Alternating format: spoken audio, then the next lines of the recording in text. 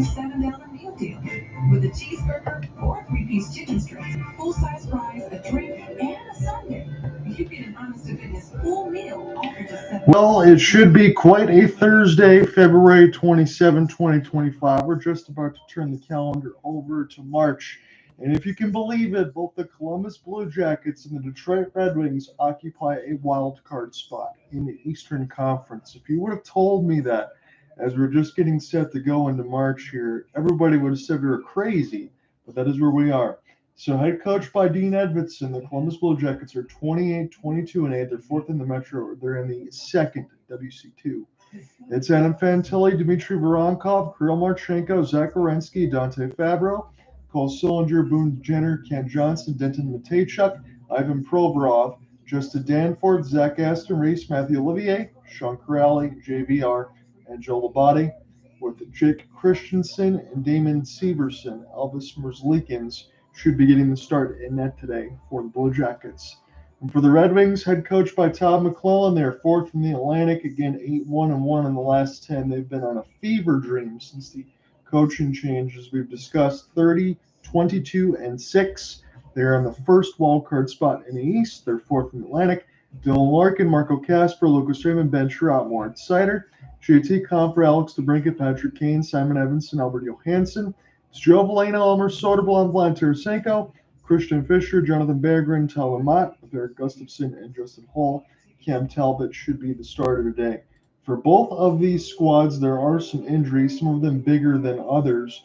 For the Columbus Blue Jackets, they'll be without the services of Igor Chinakov, Eric Gabranson, and Kevin Labanc over the next few weeks. Kevin Labanc for the season, I should say. So Monahan, Chinakov, Gabranson next few weeks, so Blank's done for the year. For Detroit, Andrew Kopp is done for the year with a pectoral tear, which is unfortunate because he's one of the few Red Wings players that's actually a plus. It's not a ton of points, but it's penalty killing. Even though the Red Wings are 32nd out of 32 teams, they need his services on that end. He's a good bottom six. Michael Rasmussen off of the suspension of Trevor Zegras when they last played the Ducks. Upper body, I think it's a concussion day to day for Michael Rasmussen, so he's going to miss this one. So when you look at some of the numbers here for the Columbus Blue Jackets, it's still a team of the last 10. That's 5-4-1, which is fine, but 11 goals in the last two games. A lot of times when I preview anything with Columbus, it's always about the recent scoring punch they've had because they can score a ton of goals. And that was over Chicago and Dallas in wins. Again, a 6-4 win over Dallas, giving up 5 against Jake Ottinger. One was an empty net pull. And then when you look at it for Kirill Marchenko, I always call the thrill, like Kirill the Thrill Kaprizov. But what about Kirill Marchenko? 23 goals, 36 assists, 59 points. That would be good enough. He is an eye-popping plus 33 for the Blue Jackets. The one thing you look at in between these two teams is the plus-minus is precipitous. There's a big drop for the Red Wings. There's a big boon for the Blue Jackets. They're a much better team 5-on-5. And if you give the Red Wings a power play, it's a death sentence. They're scoring goals. So that's the way that it's changed. And this is the most unique thing of everything else in the pregame that we can talk about. Not often, again, between the Red Wings and the Blue Jackets at this point in the year, it's usually been the Red Wings. With the off exception, the Columbus Blue Jackets had that 5-0 win in the bubble against the Tampa Bay Lightning. They had a couple seasons here and there, but the Columbus Blue Jackets have really never been relevant. So for both of these teams to play relevant games at this point right now is a mainstay. And the biggest thing is you have this game at LCA today on Thursday, and then on Saturday you go to Safe Flight Field where the Ohio State Buckeyes play football, and they're going to get the outdoor game.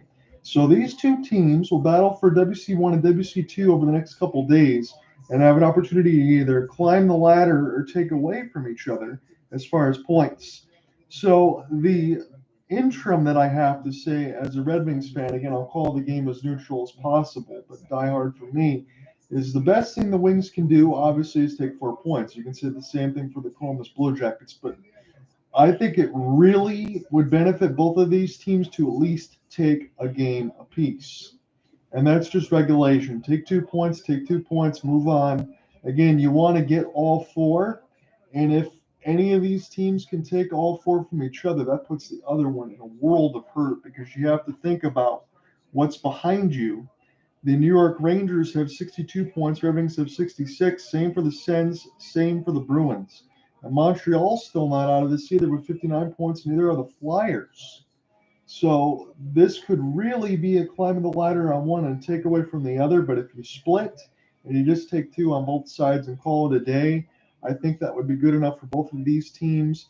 And I know this is prognosticating a little bit, but I think it would be enough for them to take and hold WC 1 and 2 respectively. Now the matchups would look a lot different because the Columbus Blue Jackets would play Washington and Detroit right now. I think they're going to end up playing Florida, not Toronto. I don't think they're going to hold on the second seed, but it would be a lot different there. So it's what to think about. This is a big 4-point swing over the next 2 days, and we're going to at least qualify one of them because I got the Sharks doubleheader after. So let's just enjoy it as much as we can, and I'll try to be as neutral as I can. So Moritz Seider, get this one to Patrick Kane. It's fluffed and turned right over at the line, and this is sent back down for Danforth, who rips this one around the embankment, sent all the way back down the ice here. So Zach Werenski, Adam Fantilli, Kent Johnson, Dylan Larkin, all members of the Michigan Wolverines, and now they're on the other side in between Columbus and Detroit. So a lot of good friendly rivalry between these guys that have played together a ton. Dylan Larkin tries to step in and get a steal, and this one goes to the left side red line now. The referee ends up helping out the Red Wings here as Raymond able to get the steal and push ahead for Marco Kasper, shovels it into the corner. Kasper trying to get around the defense here. Lucas Raymond off the pin. Larkin couldn't find it, but it goes back to Evason now off the block. It goes off the Larkin skates. Another shot, and this will be solved by Merzlikins as Marco Kasper really getting some pushing. Adam Fantilli going in there with Kasper. And again, I don't want to try to root against Fantilli or Johnson too much here because I love what they brought everything for Michigan. But I want to see Marco Kasper and I'm saying, okay, Zach Werenski and then Fantilli. You got all the U of M boys coming in to attack Marco Kasper. So, again, it's going to be splitting hairs for me. And let me just say this as forthright as I can, too. I hope that if the Columbus Blue Jackets get in, it's not at the behest of the Red Wings, but if it is, for everything they're playing for this season, there's going to be nobody that's going to be upset with the Columbus Blue Jackets, myself included, if they make it. Hell, if they make it, I hope they win the Stanley Cup, and I mean that forthright. I really want to see them do well, and this is a team headlined by Dean Evason as coach, as this is Saul Beitel, that he'll just hold it from 100 feet, that they're doing so well. You got all these guys that are continuing to grow. They already had a bunch of scorers. They got the right coach in there, and Zach Werenski is able to be healthy. And because he's healthy, because he's breaking out, this leads the Columbus Blue Jackets as well to being the top scoring team in the NHL when it comes to their D-men. I think they almost have 36 goals. It might be off by about 5 or so, but almost around 30 goals as far as scoring by D-man. This one near the backside of the right cage, and Joe Veleno is about a half trip in behind the net. This is good puck possession here for Columbus. They try to throw it right out front for Damon Severson, but he's not there. And this will go across the wing wheel. So Zach Werenski, forced goal scorer, plus 2,200. You think you might want to jump on that, to be honest with you, as this will be an opportunity now for Marchenko. Marchenko now on his backhand as this one will get knocked away for the moment. And picked up here, Fantilli tried to set it up off the 1T, and this one go near the right side walls. Columbus off the push. Good push there by Raymond. There's Marchenko with the, I think, full cage. And again, a steal here is Marco Kasper. So that top line getting a lot of work already. And this will be sent back around by Merzlikins. Again, between Merzlikins and Tarasov, these are two goaltenders that have a save percentage below 900. And the Red Wings have to go all the way back, a little bit of a half trip there, not called. The Moritz Seider will set this one around for Ben Sherratt. Dylan Larkin will just shovel this one into the corner and near the right side wall, too far for Berggren. And now Sherratt will settle it down now for Mo. Mo Seider with the touch pass and across the right side boards will be tipped in off the stick. So no icing. 17:20 left to go on the first. The shot board reads 3-1 Columbus. Again, a big 4-point swing over the next 2 nights. That could really be a death sentence for one of these teams. And I know we're just going to be getting March on that side for Saturday, but still, this is a rare opportunity to take points and play against a team that's right next to you in the standings. So Merzlikins, now Werenski able to escape through it. It was a jailbreak all the way across and went just too far for Van Riemsdyk. He'll send it around the corner. Kane will give chase. It's back to JVR. Good pass out of front. Somehow Talbot saves it. It was Sean Kirill right on the doorstep. And now Kirill wants a piece of Johansson. Johansson not backing down either. The Brinket goes in for his safety. Now they're holding Van Riemsdyk with Edmondson. And this game's already getting very, very spicy. And this is kind of what I envisioned going into this one. You got Michigan, you got Ohio. You already have that there. You got two teams that are in the same spot playing against each other, and the tensions are high because you know what this means. And this is awesome to see here late February going into March for where these two teams are, is it not? This is more of what we want to see. JT Compher tied up as well. Johansson, it was Johansson in there with Corrali, a little bit of a hold. And then Corrali's like, you know what, I'm going to push you against the right side boards.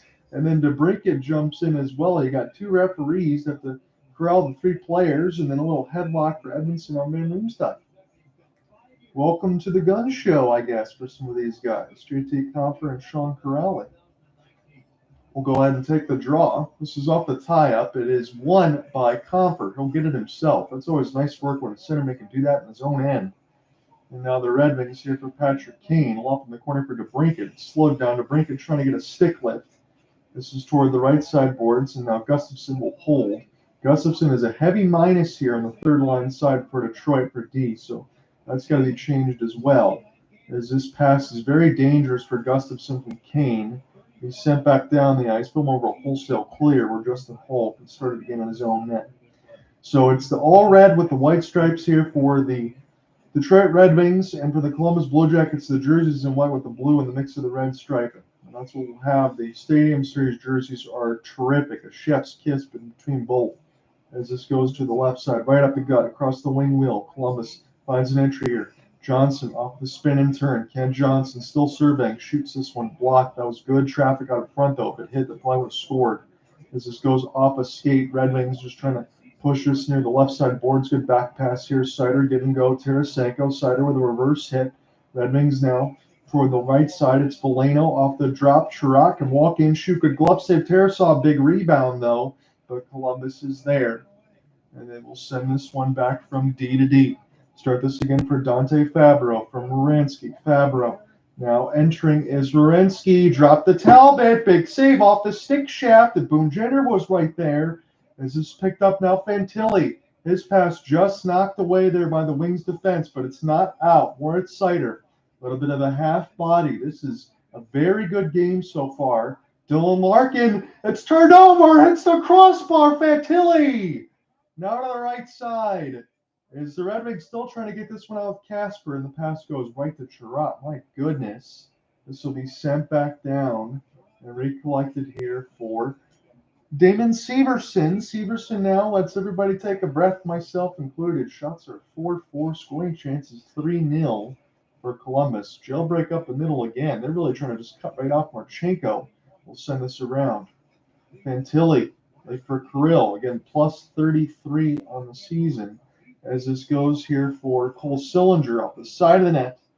And this one will be recollected here for Severson. Severson keeps it into the right side boards. Columbus look very good in this game so far. As this is now near the right side, this will be knocked away a couple of moments from Fantilli. Edmondson escapes. Edmondson now will shuffle this one in the corner. He might get his own rebound here. And toward the right side boards, Tyler Mott try to give chase. Look out. As Columbus has some speed, and they'll just one-hand punch this thing off the stick shaft right to Talbot. We'll slow it back down, and the Evason squad will take a change. Gustafsson will leave this one here for the Cat. He slowly gained the red line. You got to get back in the goal crease in the mix for Merzlikins, and Compher couldn't hold on his backhand, and this is off the stick lift here where Columbus flipped this one back down. Gustafsson took an awkward route to the puck. He got punished for it. Near the right side, it's left by Compher. Here's a shovel. The Brinket slows it down. Good cross-ice pass. As the Brinket able to get this out of his own little pool ball. Clean up. And now Columbus right up the gut again. They're just going right up the middle of the ice when they can and throw it in. As Matthew Olivier sent it around the end boards. And this one goes back to Patrick Kane. Kane will shovel it to his former Chicago Blackhawk and Gustafsson. And now DeBrincat. So the three Blackhawks boys turn Red Wings. Touch the puck as this one's sent back down by Denton Matejchuk, number 18 Canada for the World Juniors. Chirot, now Soderblom, Shovel into the right side corner. Gave chases Tarasenko trying to win a battle with Joe Valeno. This will roll out of the zone there. Sider reverse hit. Good work there off the chop. Too far Soderblom. Offsides Red Wings. 12:44 left to go in the first. Blue Jackets, excellent work. Kent Johnson hits the left of the bar. Otherwise, he would have given Columbus Blue Jackets a 1-0 lead. And then Fantilli hits post. 2 posts, Johnson and Fantilli. The U of M boys doing work.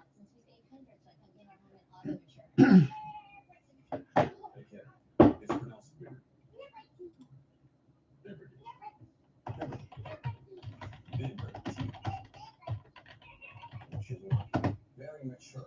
Hey, that's an FA too. Hey, I'm not the one who told me. She's 2.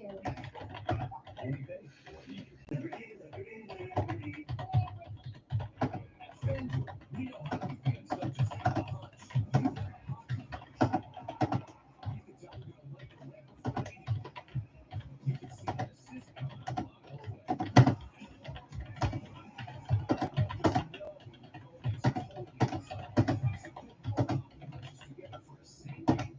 New customers spend $5 and get $150 in bonus bets if you win. America's #1 sports book. We might be in for a hell of a game tonight, boys. The pace so far in this one is excellent, and both teams try not to make mistakes. Right now, I got Ken Johnson and Fantilli hitting both posts. Columbus been dangerous right at the net with the 4-0 on the scoring chances. Talbot made a save with the stick to the left post, but the pace is really what I'm watching right now, and it's nice. Chef says, "Let's go Red Wings." Yes, sir, my friend. I feel like I'm biting my nails on this one as I'm calling it. Let me know what you think here, Chef. I'm saying, obviously, you want to have the 4 points if you're either one of these teams. We get that out of the way, but I think a split, correct? 2 points between both sides in the next 2 games would be good enough for both of these, because if the Red Wings lose 2, obviously that hurts. Columbus loses 2, obviously that hurts. I think the way these teams play each other in the back-to-back, I foresee a split. But what say you?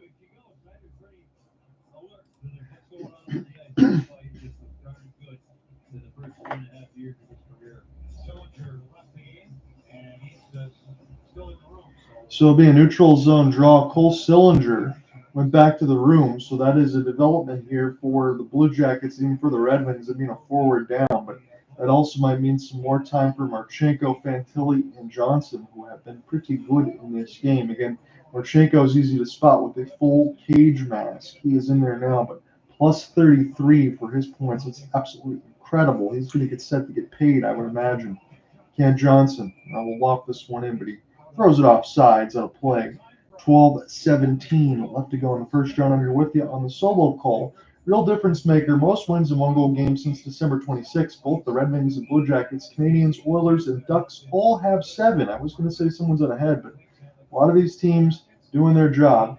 Tom McClellan in his 17th season from the takeover for Derek Malone. Thank goodness for that. And Dean Evans in his 6th, as he's been around for the Minnesota Wild a little bit, but man, oh man, I think he's found his mainstay along with his young group in Columbus. Both these teams fun to watch this season. We will be covering them more. You can mark that down.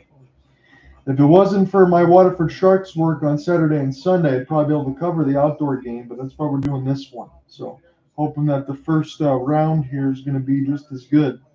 We'll give you some updates during that Sharks game against Muskegon about the Red Wings in Columbus and around the league as well. Long shot again will be deflected off the Wings defense, off Chirot, and goes out of play off Marchenko. 12:09 left to go in the first as we get the commercial half now. So since this is a home assignment for me today, it's just the FanDuel Sports Detroit feed. But again, that's no matter there because you got Ken Daniels and Mickey Redmond. So you feel like you're sitting on Easy Street when you get to listen to those boys.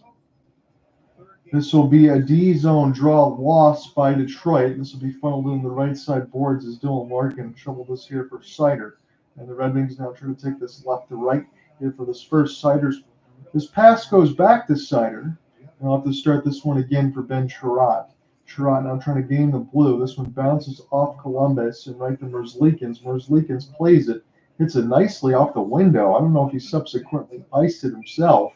You don't really see that often. It's a 200-foot pass for Elvis Merzlikins that gets iced against his own team.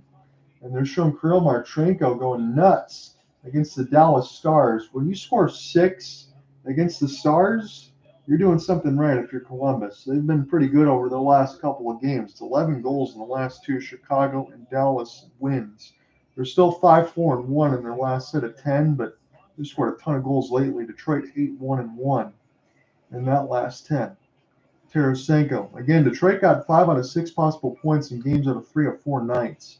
And you imagine they're still going to be tired. They need a little bit of a break there, even after this outdoor game. And Gustafsson pass across. Oh, what a stop by Verslikins. He was swimming out of the goal crease near the right goal. He got a glove on it somehow. That should have went in the back of the net. Tarasenko now gets lifted as this is stolen by Marchenko. Tarasenko might be getting shopped and across the deadline, but what's he worth is my question. And Werenski's pass.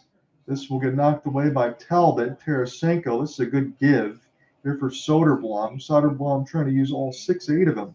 Back in behind to just pound the net. 5-4 on the shot board. But mark that one down for Verslikins. Talbot plays it around the end boards, but a good forecheck by Columbus. This has been a hell of a first period. If you settle back down now for Simon Edvinsson. Edvinsson now will chip this in across the left side red line. As the Red Wings try to find him. This will be flipped back around now by Jake Christensen. And off the backhand now, Severson will try to get this one out. It goes right to Evason, right at center ice. And Evason will make the smart play off the change as the Red Wings will try to give chase near the right side boards. We'll give you scoring updates at the end of the first, but this game is way too busy right now to kind of avert the eyes to anything else. A little bit of a bated breath as we're almost halfway done through the first. We're still scoreless. John, I'm here with you on the call in the mix of Columbus and Detroit. Let me get Ian in here. This is an absolutely huge game tonight, so I'll be on the edge of my seat. This one's been excellent so far. Patrick Kane near the right side. This will be off the spin for JT Compher. Leave off the one-timer, and this one goes up and on a play. We will take a break. We're still scoreless. Gustafsson's pass for Veleno. Man, he hit the side of the net. I thought Verslikins made a save on it. Veleno had a wide open net to shoot at, but he missed it. We'll take a break. I saw that. That was very close. There was a good start for Columbus. 3 of the first 4 chances at the net for Fantilli and Johnson. The update I got was Cole Sillinger for Columbus went to the room. We'll see if he comes back. But this game has been back and forth to start. We knew what it was going to be tonight. Ian in the mix. 2 teams in WC 1 and 2. 2 teams that get to play each other in the next 2 games. 1 in Detroit, 1 outside at Ohio State Buckeyes and Safe Flight. So this is going to be a lot of fun over the next couple days.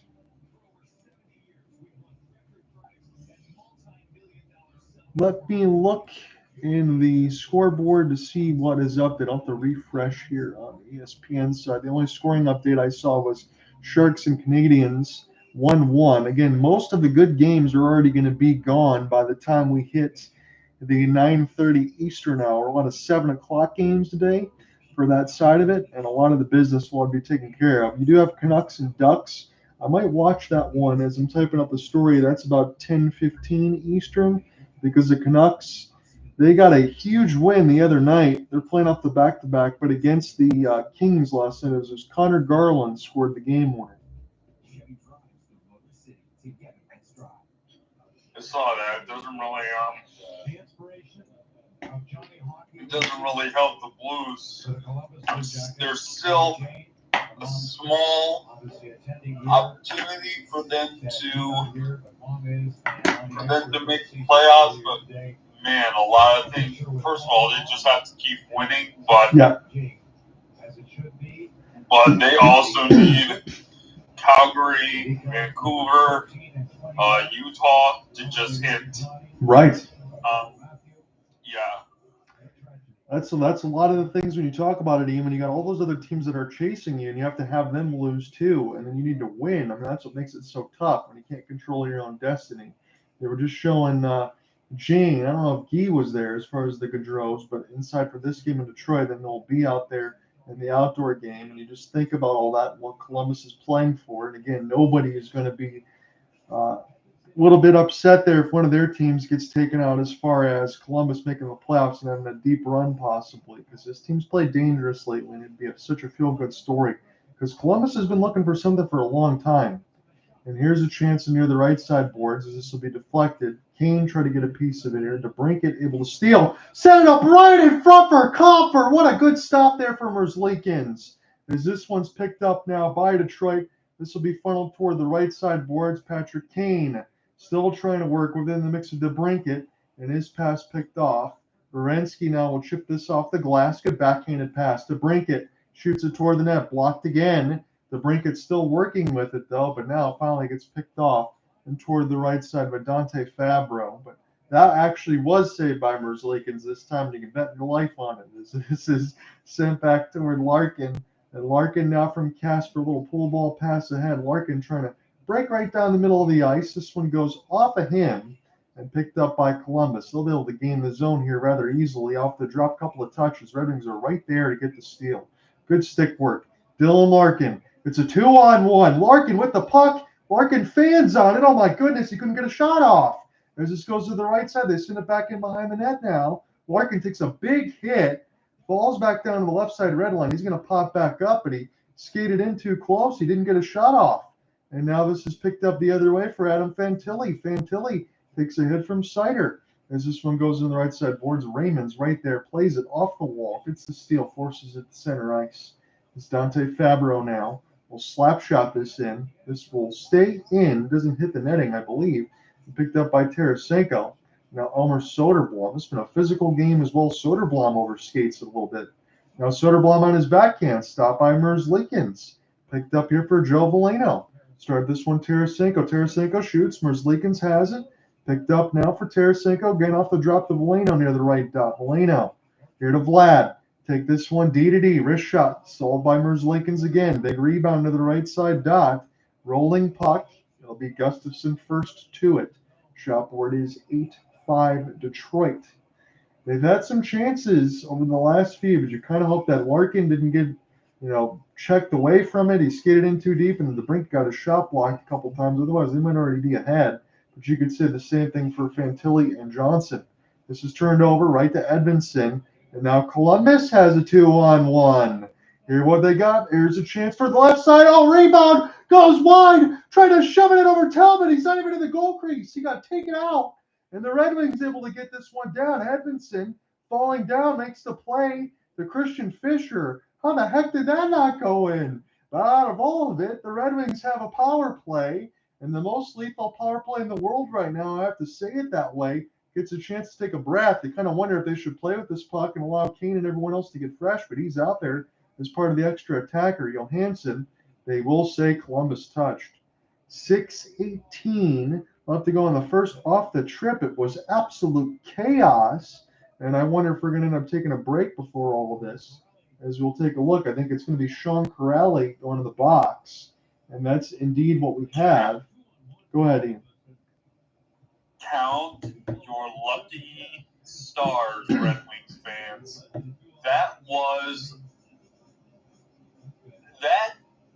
Okay. Play that 100 times, at least 95 out of 100 times someone buries any of those chances in the net. You, Red Wings fans, got one of your stars. My question to you, and when I got to look at it, did Simon Edmondson get a stick on that off the wraparound that stopped the wraparound from essentially going right into the net? Because you're absolutely right. I think Edmondson might have saved a goal there as Patrick Kane. I don't know if. Go ahead. I don't know if it was him or the puck bounced off the post. I couldn't tell. But either way, it was spectacularly peculiar. This is now a drop off the second opportunity for Kane. Find the entry for Dylan Larkin. Try to chip this one quickly for 88. Back in behind the end boards. Larkin's got roughed up in this period as it's Sider. High slot, not a Patrick Kane.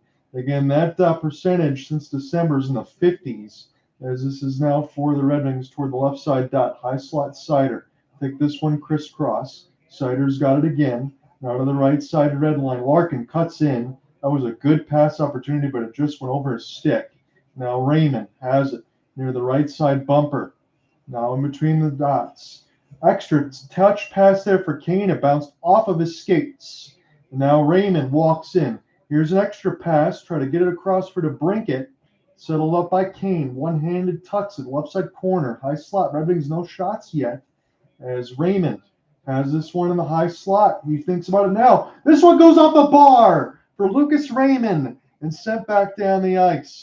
So the first shot for the Red Wings doesn't even count as one as it hit the pipe near the right side.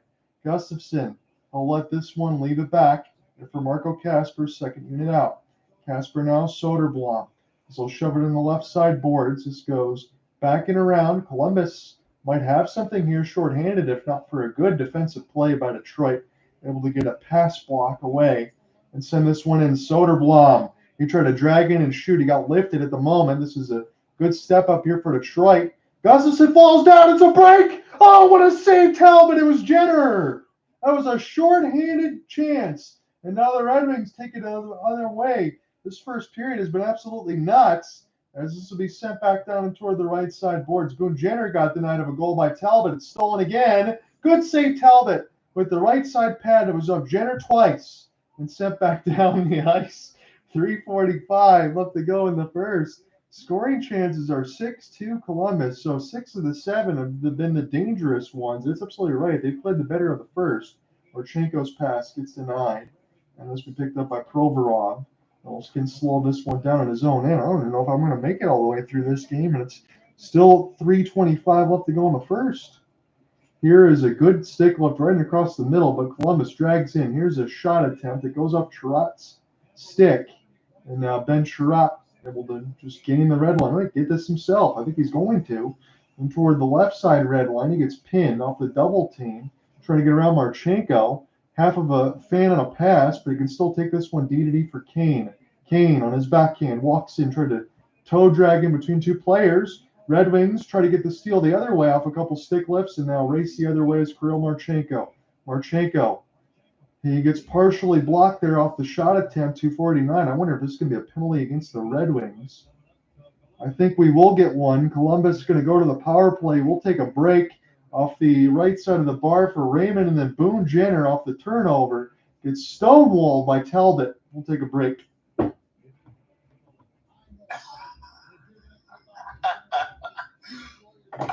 Well, wow. We're not even done with the first period, John. This game is bananas. I'm glad that I decided to cover it. I did not expect. I know it was going to be kind of tight in between these two, but for this period to come out this way so far, how do we not have 2 goals at least on both sides is my question.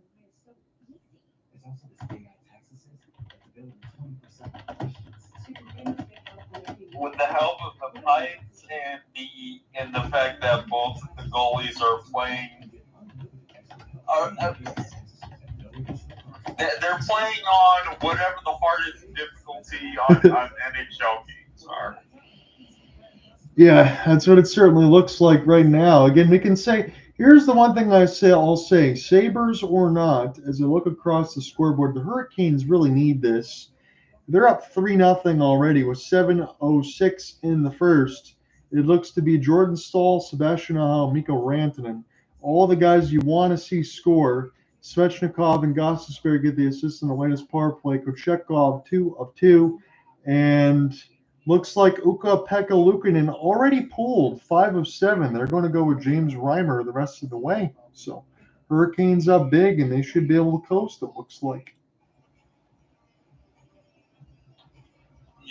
That's another, for teams that are looking to fill up their, just add depth to their goalies, look at Buffalo. Look, James Reimer may be old and not good and not much good at all, but, for a backup, I wouldn't say no to that, Ian. I don't think it would cost you much at all to even do that. Again, he'd spent some time in the mix of San Jose, Detroit, Toronto. Reimer's always been a pretty good backup here. And, maybe he can enjoy brighter sights than Buffalo if he does get a chance to get moved. It's Alex DeBrincat in the box for Hook. And I would say in between Columbus's power play, which is 18th at 21%, that's still pretty darn good. A little bit worse in the middle, but they got a lot of good players here in the mix of Marchenko, Fantilli, Johnson. Again, you don't have Sean Monahan and a couple other ones that you would as well. So I think Columbus can be very dangerous, especially with Werenski able to kind of set that one up. Werenski's shot, oh, that one goes just wide off the deflection as Werenski was looking for Fantilli. And Larkin will send this way off the glass. Surprised it didn't even go out of play, but it's 2:05 left to go in the first. And this will be 1:15 left to go in Columbus's first power play. The Red Wings were denied by the post. Werenski off the spin. Nicely send this one around the end boards. And Zach Werenski always knew he was going to be a great player, just whether or not he can stay healthy. He's been healthy really fully for the first time in maybe, 2 seasons since he's played, throughout the stretch of his career. And he's really put up at points. This one goes off Severson. Toward the right side, Marchenko tries to snipe this one short side. He missed it and then put his hands right on his helmet. He knew he had a chance in tight of the left side. As Talbot was in the butterfly, he tries to lift it, but he lifted it way too high. And then he was looking toward the sky on that one. And I don't blame him because he could have walked in and sniped that one for as good as he is. Mickey Redmond just said he missed the point after a field goal. I think that's good analysis on the side there for the Red Wings.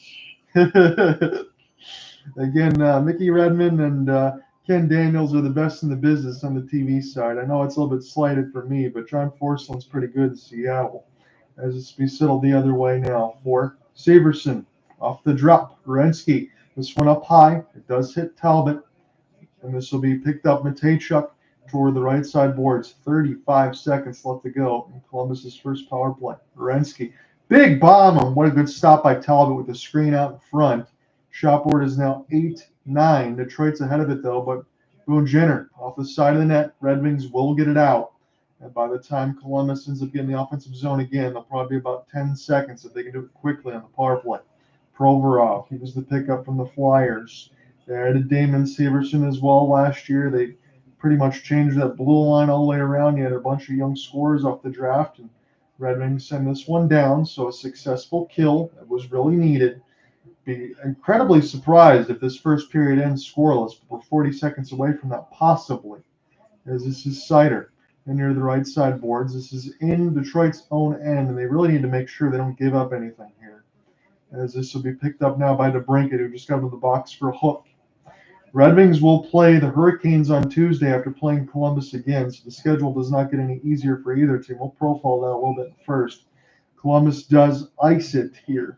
Once we get to the intermission, I have a schedule out in front of me. I'm going to discuss that with Ian. I'll throw it across the Detroit side as well. He'll let me know what he thinks because it doesn't get much more difficult for both of these teams upcoming.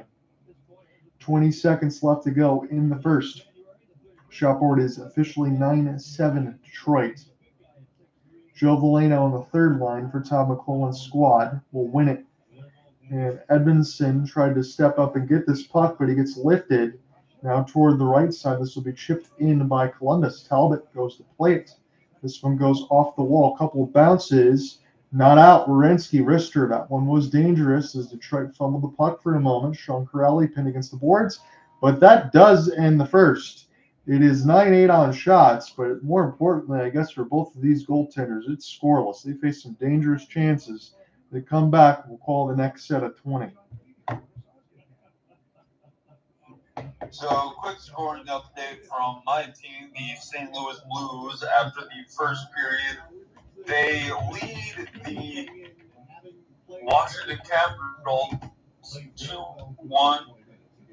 Both goals scored by Philip Broberg for the Blues, and the goal for the Caps is one that Blue Jackets fans, they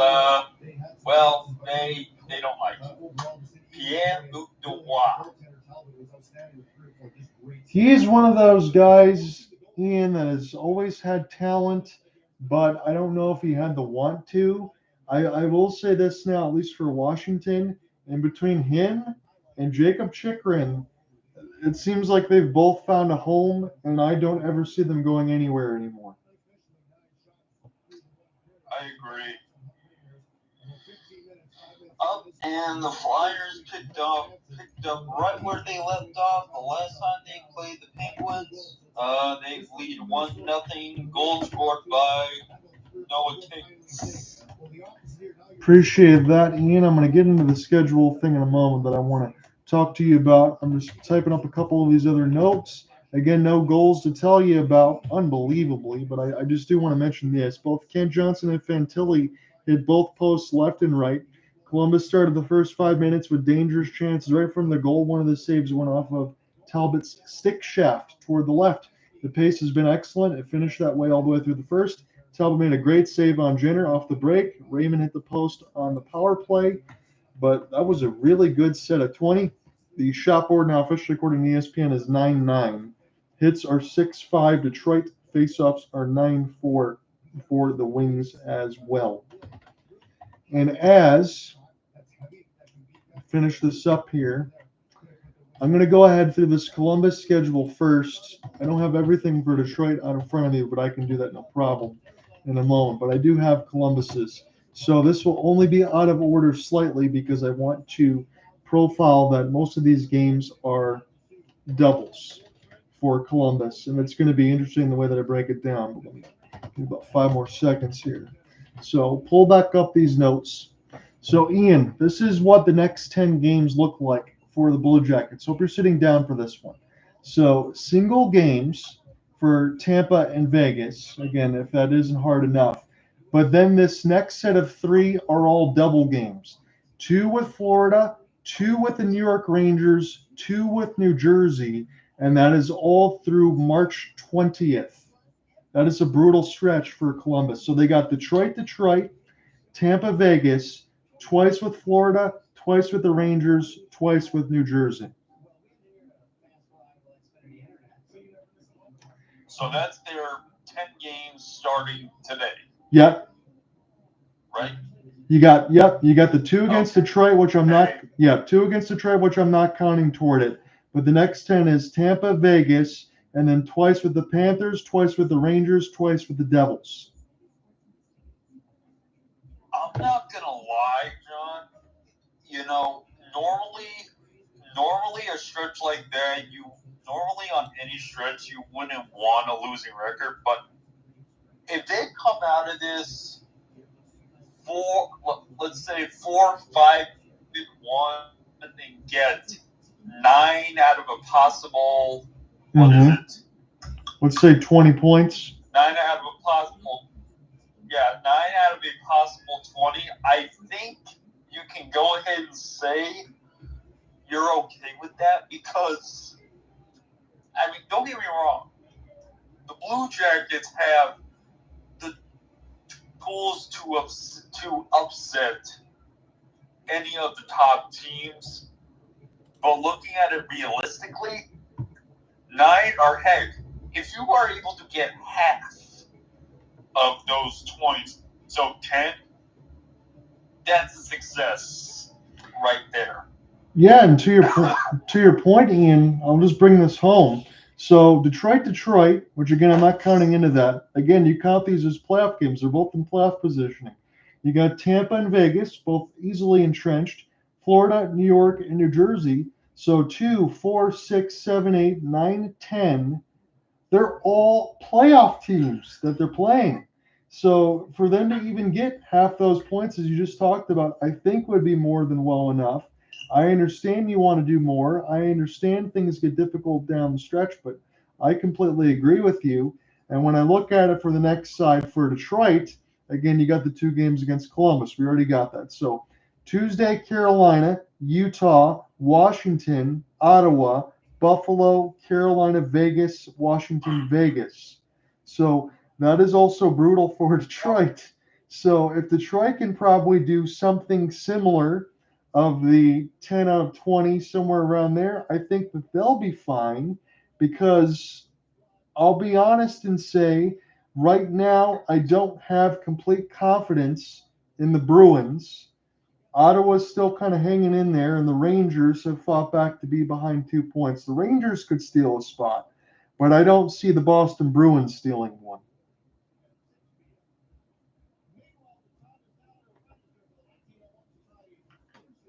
So they're showing this on the intermission here for Detroit. They're showing some Tigers stuff, which is getting me excited. Go ahead. That's great.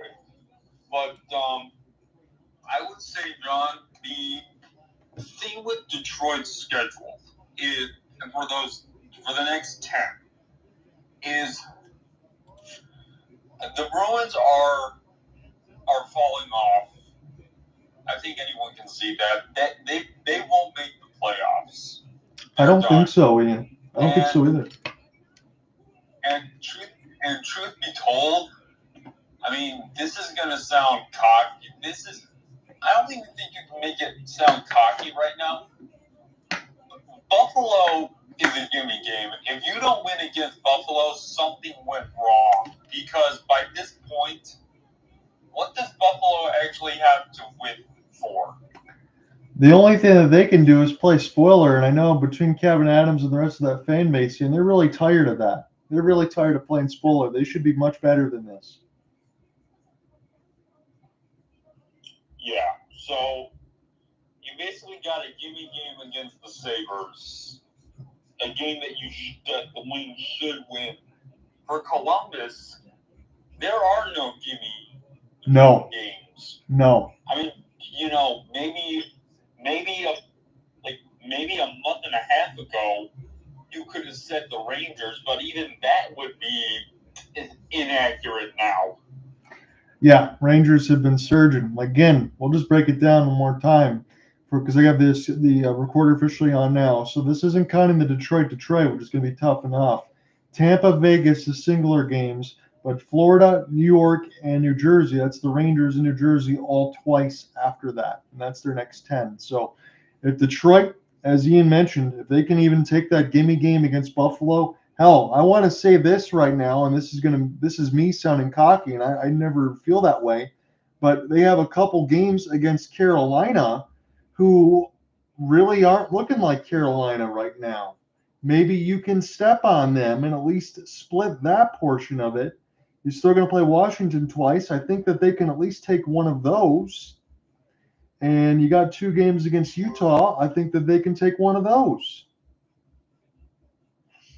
So, I agree. Oh, by the way, scoring update. Right before the end of the first period of, let's see, who was it? Yes. With 45 seconds left in the period, Nikita Kucherov gives the Tampa Bay Lightning a 1-0 lead over the Calgary Flames. And that is big, as you mentioned, alongside for the St. Louis Blues, who currently have a 2-1 lead on the Caps. You mentioned that with Philip Broberg with a couple for him. I didn't have him on my bingo card. Charlie Lindgren getting the start today, 6 of 8. Joe Hofer will get the start for the Blues. He is for 5. Just 5 shots on goal for the Caps in the first. So that'll be something to keep your eye on. As far as other first period scores, the Sabres do get 1, but they're down 3-1. We already called the Flyers one. Ian mentioned that. But at the end of the first, I want to make this statement, and I know this doesn't look this way because of the record, so please keep that in mind what I'm about to say. So for Edmonton, they're 34-20-4. If they lose this one today against the Florida Panthers, you say, so what? It's the Florida Panthers. It'll be 5 in a row for Edmonton. And Edmonton, if you look over the last stretch of games, they're giving up about 6, 7 a game. Their goaltending in between Stuart Skinner and Calvin Pickard is about $8.95. They don't have any other lines right now, which I know it's the same old problems. Yes, you have McDavid, Draisaitl, RNH. And what Chris Knobloch's trying to do with that is use those guys as a 1C, 2C, 3C, straight down the middle. Right now, I don't see enough from their other wingers. Again, Ian already mentioned alongside with Zach Hyman, who was close to 50 goals last year. I don't see anything like that from the supporting cast. You're going to need to put RNH on another line with Draisaitl and McDavid. You got to change something. And in between, Again, we talked about it. We watched a little bit of that game between Tampa where they annihilated Edmonton. But you got Tampa, Florida, and Carolina in this stretch on the road. I need to start seeing some good hockey for the Oilers. I'm not saying they're going to miss the playoffs. Nobody's worried about that, but they need to start picking it up a little bit. Kulak's got his 7th from Podkolzin and Klingberg, and Elvis Buzlinski's his 4th from Anton Lundell. So one of secondary goal scoring there. 6 of 7 for Bobrovsky, 8 of 9 for Skinner, as that one is in Sunrise.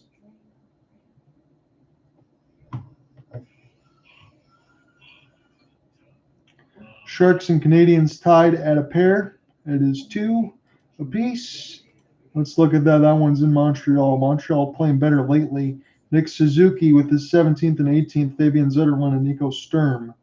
Sam Montembeault, 5 of 7. Alexander Gergiev, 11 of 13. And the Islanders have a 1-0 lead on the Bruins. That in the Garden. It's Alexander Romanov from JGP, John Gabriel Pajot, and Ryan Pollock.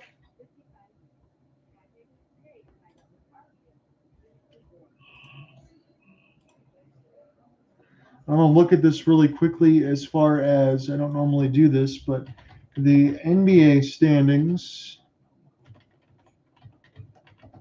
and see what's going on today, because I did catch the last about 4 or 5 minutes when I was spending time with the missus yesterday at the house, and I see Jason Tatum got crossed over into oblivion by the Pistons, and the Pistons won by 21 against the Celtics.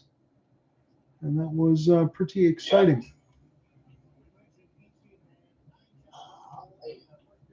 I swear, John, give it. It won't be this year. It probably won't be next year. But the year after next, Detroit won't be contending for the finals.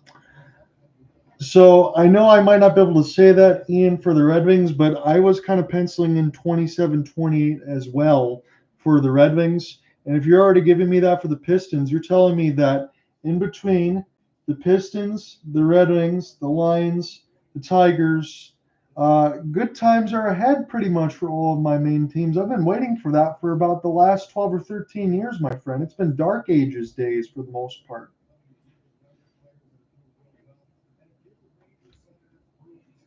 Yeah, man. Trust me. I made myself very familiar with Detroit sports history. I mean, God, there's been, from what I can recall, the last Detroit won was it 2004 with the Wings? Or no, wait, with the Wings, yes. Yeah. 2004 for the Pistons. That's right. The what did they call that? The team without a superstar? Yeah, that's pretty much what that was until now they're starting to make the Hall of Fame and Ben Wallace and Chauncey Billups. But yeah, that was the going to work Pistons.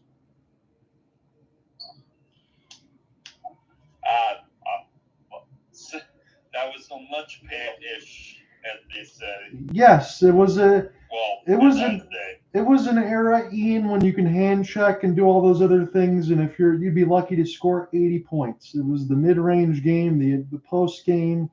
It's the game that I know you can classify me as an old head, but it's the game that I would much rather watch. Now, I know that they would say, well, that's boring and it's too No, you can actually play defense on people. You cannot play defense on these superstars. Now you touch them at all with the hand, it's a foul. It's so difficult to guard anyone now. Yeah, I'm right there with you. I wish they could go back to a strong defensive game. Thankfully, some teams still play defense, and those teams are at the top. Yes, honestly, I agree. I don't get to watch many Pistons games, but I would figure J.B. Bickerstaff is making them play some defense. It's not all offense. No, the defense is so much better than it was last year. And when I look at this now with them in the 6th seed, Again, their points per game and opponents' points per game. It's opponents' points per game of 113. I'm looking at that. That's still a lot better than a lot of the teams in the East, and they have 114 points per. So they're actually above the differential, which is not something I've seen because you think about it last year and a half, and I might be off by a couple of games, but didn't the Pistons have a 27, 28 game losing streak? And now they are 33 and 26 less than a year and a half later. I mean, come on now. Exactly. It's a night and day difference, and I don't want to be disparaging toward anyone, but I'll say it the way that I'm supposed to say it. As Ian, you might have dropped out for a moment. I'll be back in, but what exactly was Monty Williams doing? Is my question. We'll get him back in there. But for Monty Williams, and I know it didn't work out for Troy Weaver, and I won't give him all the credit that Stephen A. Smith was giving him, because if you could say this, well, he drafted Kid Cunningham and Jalen Duren. Well, I mean, he also drafted Sadiq Bey and Killian Hayes and Isaiah Stewart. And then are you also going to give Troy Weaver credit for drafting Russell Westbrook or Kevin Durant or James Harden when anyone else would have drafted them number one overall? I mean, I don't know how much credit I can give him. I would give the credit to Trajan Langdon, but my big question again before you drop back out is what the hell was Monty Williams even doing?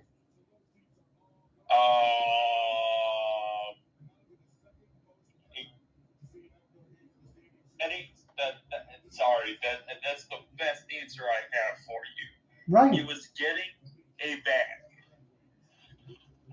The man did not belong as a head coach. No, I don't know anything positive that I could say about Monty Williams. Again, he might be fine as a person. I'm not going to attack anybody there, but you look at his roles in between the New Orleans Pelicans. He didn't have a lot of talent. They didn't do well. Are you going to give him credit for the Suns when they had guys like Kevin Durant and Devin Booker and Chris Paul and all that too when they made the finals? I mean, you can say maybe give him 25, 20% credit, but anybody should be doing well with that team that he had there. So there's a lot to go ahead and talk about, and we'll continue to do that as we get into the second period of this one. Again, I'm going to bring in as many times as I need to, as long as this one will hold, as they're showing Werenski and Larkin at Michigan in the mix of at the Big House and being able to play games at Yost, and now they're on opposite sides, and they're still the best of friends as we get set to start this second period. Unbelievably, this game is still scoreless, and I'm not really sure how that happens, but with the exception of about 3 or 4 posts. Shot board is officially 9-9, as we talked about. As this one's stolen by DeBrincat, 2-on-1. DeBrincat shoots, big save there for Merzlikins. Confer, pass across, scores! Red Wings take the lead. It's DeBrincat. And of course,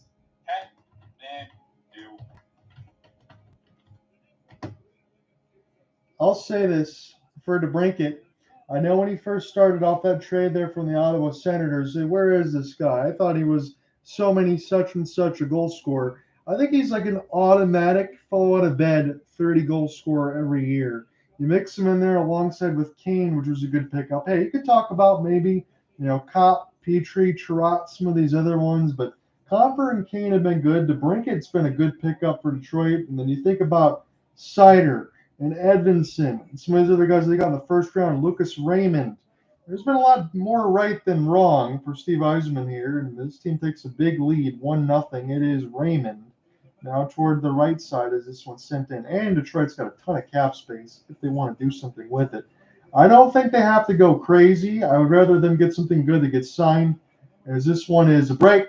Now for Marchenko. Good back check. This one stopped by Talbot, falls down on it. What a great play by Edvinson. Denies an opportunity there in the mix of Marchenko and Fantilli, and the Red Wings can keep this one 1-0. Are we going to get any penalties or anything else out of it is the question, and we'll know more in a moment. But Dylan Larkin tries to get the shot off. He gets fanned on. Marchenko, as Edvinson comes back, he drops it for Fantilli, but Talbot's got it. Yeah, I mean, and a little more on DeBrincat. Remind me again when he came to the Red Wings. It's about a year and a half ago during the off season when he made the trade and alongside for what was it, David Perron, a first round pick, Donovan Zabringo, and something else to get the Brinket. That's a steal for Detroit. Yeah. And plus, when the Brinket came in, he was still having to shed the Ken Holland contracts. It was like the last traces of the Ken Holland era. Right. That he came in. So who exactly passing to him at that time? Thank you, Ian, for mentioning that. Again, I'm glad someone has common sense. This one sent back out the inboard. So Eisman's had a lot to do. Again, to Brinket still, you have one line. It was Larkin, Raymond, and himself at that time, as this one is Sider. And now another chance, and Merzlikins makes the save as Christian Fischer gets the steal. The Brinket's got his 27th from Copper already. So again, he's easily going to get to 30 goals, make it to 35-40, as this one will be sent the other way. And a hand pass, I think, will be the call against Detroit. They wanted to push the other way. Justin Hall is going to go ahead and adjust the bucket here. I don't think we're going to get any penalties, but this one was flipped out of the air, gloved down, and it wasn't play with a hand pass. It was just gloved out of the air. I think it was just an early whistle here for the refs, as the Red Wings had an opportunity to do something. It was the fourth line, but I guess we'll just do this again to the neutral zone. Shot board is 13-9. DeBrinket's got the go-ahead goal right now. Still a ton of time left to play as this one goes near the right side of the boards. Off the tie-up. Tarasov, they're showing total under saves. I don't think they're going to have that there because he's not going to play. I don't know why we're FanDuel showing that. This will be sent the other way. This will pull ball pin. And now Zach Aston Reese will try to drop this one across the blue line. This will be knocked away from Fischer toward the right side boards. Off the lift, Red Wings can't get it out. Zach Aston Reese off the spin, trying to stay near the right side boards. Justin Hall tied up there, alongside with a couple of the defenses. Bounces dangerously out front. Good thing Talbot kept his eyes on a swivel. We'll just paw it with the glove hand.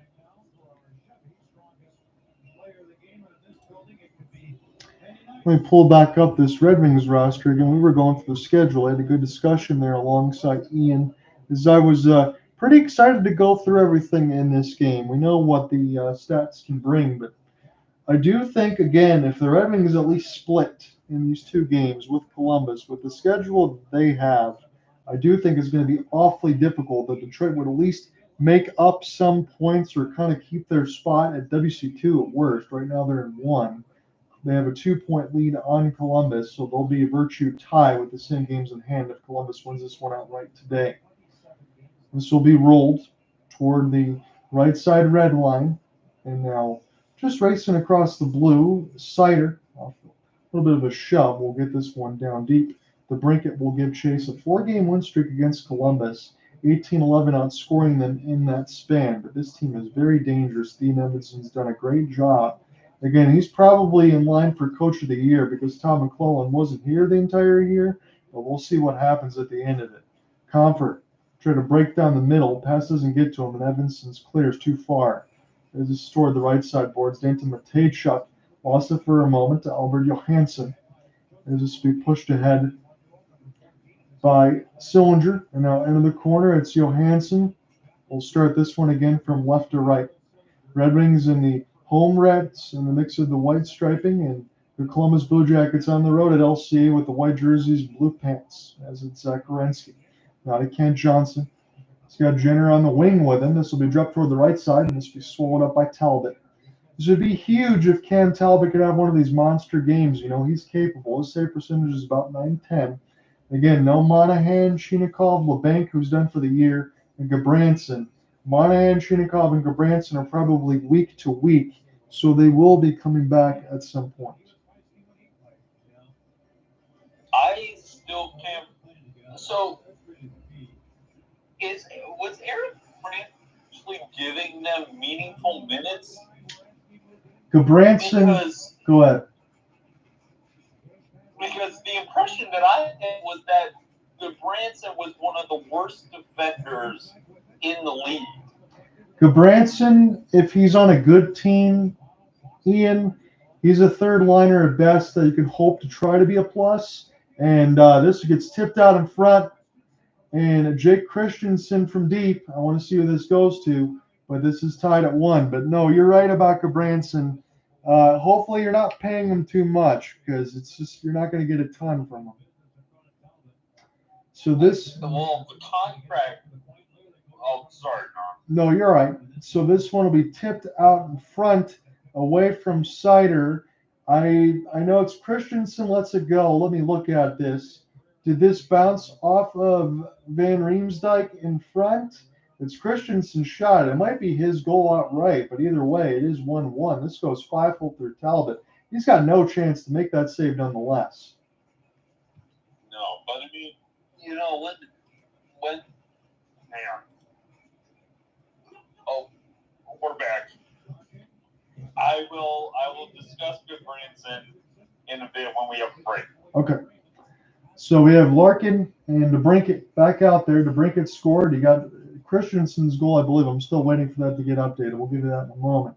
As it's Larkin off the lift, and this will fall back here for Tarasov. So my fault. It said Merzlikins was getting the start today, and it is Tarasov. So I'm all over myself here. So Daniel Tarasov is 12 of 13, and they did say Merzlikins was starting, and they did show Merzlikins in the start side. So I guess I can't blame myself too much, but let me change this very quickly. So I messed up for about 2 periods, so my apologies to Mr. Daniel Tarasov, but he is 12 of 13. Cam Talbot is 11 of 10. As Comper now. We'll throw this in around the end boards. We'll get Ian in a moment when we get another stoppage. As this one's picked up by Columbus, they stay on side, and this will fall back to Talbot. Now DeBrincat having some fun in behind the net. A little bit of a hold and push down to the ice. Kane is looking over alongside with Comper and Jenner. Danforth as well. And we'll see if anything else comes of it. They're showing Kyle Turris, Patrick Kane, and James Van Riemsdyk drafted 1st, 2nd, and 3rd overall in their draft year. It's dare to say that they got number 1 correct. This was in the 2007 draft class. You go ahead, Ian. Wait. Sorry, I missed that. Who got picked? Oh, it was Kane that got picked number 1, right? Kane, James Van Riemsdyk was 2, and Kyle Turris was number 3. You know, yeah.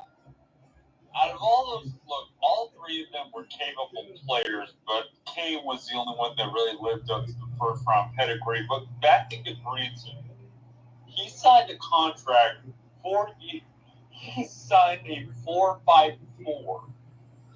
When that contract was announced, everybody who covers hockey had the same collective reaction. What the hell is Columbus doing? Yeah, 4-by-4 on that side for Gabranson. That seems awfully high. And I'm trying to be nice on that side. Like, I know the cap's shooting up, but that is something you could definitely expense anywhere else. I mean, I would talk more on it, but then I remember that's what the Blues gave Nick Leddy. Yeah, Nick Leddy hasn't necessarily filled up to the billing over there. Again, he was okay in Detroit. Again, I was more happy on the side when they ended up getting Jake Wallman, but then now Jake Wallman is in San Jose. So players continue to move on. As Werenski, this clear goes right to Justin Hall. It's a 1-1 game. We're just joining us. And again, my apologies to Daniel Tarasov because they kept showing Merzlikins on the side for FanDuel Sports Network. He was supposed to get the start today, and they profiled him in the first. As this one will be sent back down. This will be picked back up now by Columbus. Now Werenski off the rush, very dangerous. Good back check for Sider. No brilliant play as Larkin will take the lift. Got to make sure to take this one left to right. Here is Sider. Lead for Raymond. Toe drag shot. Good save, Tarasov. As this one keeps toward the right side. Slap shot, Chirot. This is another one saved by Tarasov. He's had a good night. He started again now off the glass, and Dylan Larkin. I wouldn't say he's had a bad game, but he's been roughed up a little bit. He's turned the puck over. Not normally say that about number 71. as this one is sent in softly in amongst the corner. Good reverse hit there for Tyler Mott, and this will fall back to Johansson. Sider's been out there for about 55 seconds. He'll get his change. That's right about on the mark. As Jonathan Berggren gets stick lifted, it's Denton Matejchuk. We'll shove this one on the right side corner. Talbot will hold on to it with the glove. 13:21 left in the second. We will take a break. Yeah. So John, for officially the goal was counted for James Van Riemsdyk, his 13th of the season. I appreciate you, and I'm going to get that marked into the sheet right now. As far as both sides for the game story, again, this one is going to be a little bit longer. I know the last one was more of a recap because I just didn't have as much time on my hands, but we'll be breaking this one down a little bit extra. So it's DeBrincat and Comfer for Detroit, and then a shot from Christensen at the point, tipped by JVR. He gets his 13th. Yeah, Jay, I feel like though when you go back to 2007, those top three picks, I mean, obviously Kane's the highlighter, but Van Riemsdyk, despite not really living to that third overall pick, he's still around. He's still performing. Yes. He's a defenseman with 13 goals on a team surging to the playoffs. So we're trying to make it. So I mean, it's not a waste. No, I mean the whole. Go ahead. And remind me again, who drafted Van Riemsdyk originally? I could tell you. Let me look at this right now. So JVR, let's look at this here for NHL.com. He was drafted by the Philadelphia Flyers, second overall. He started his career in the first two seasons with 35 and 40 points. He's had 60 several times, 50.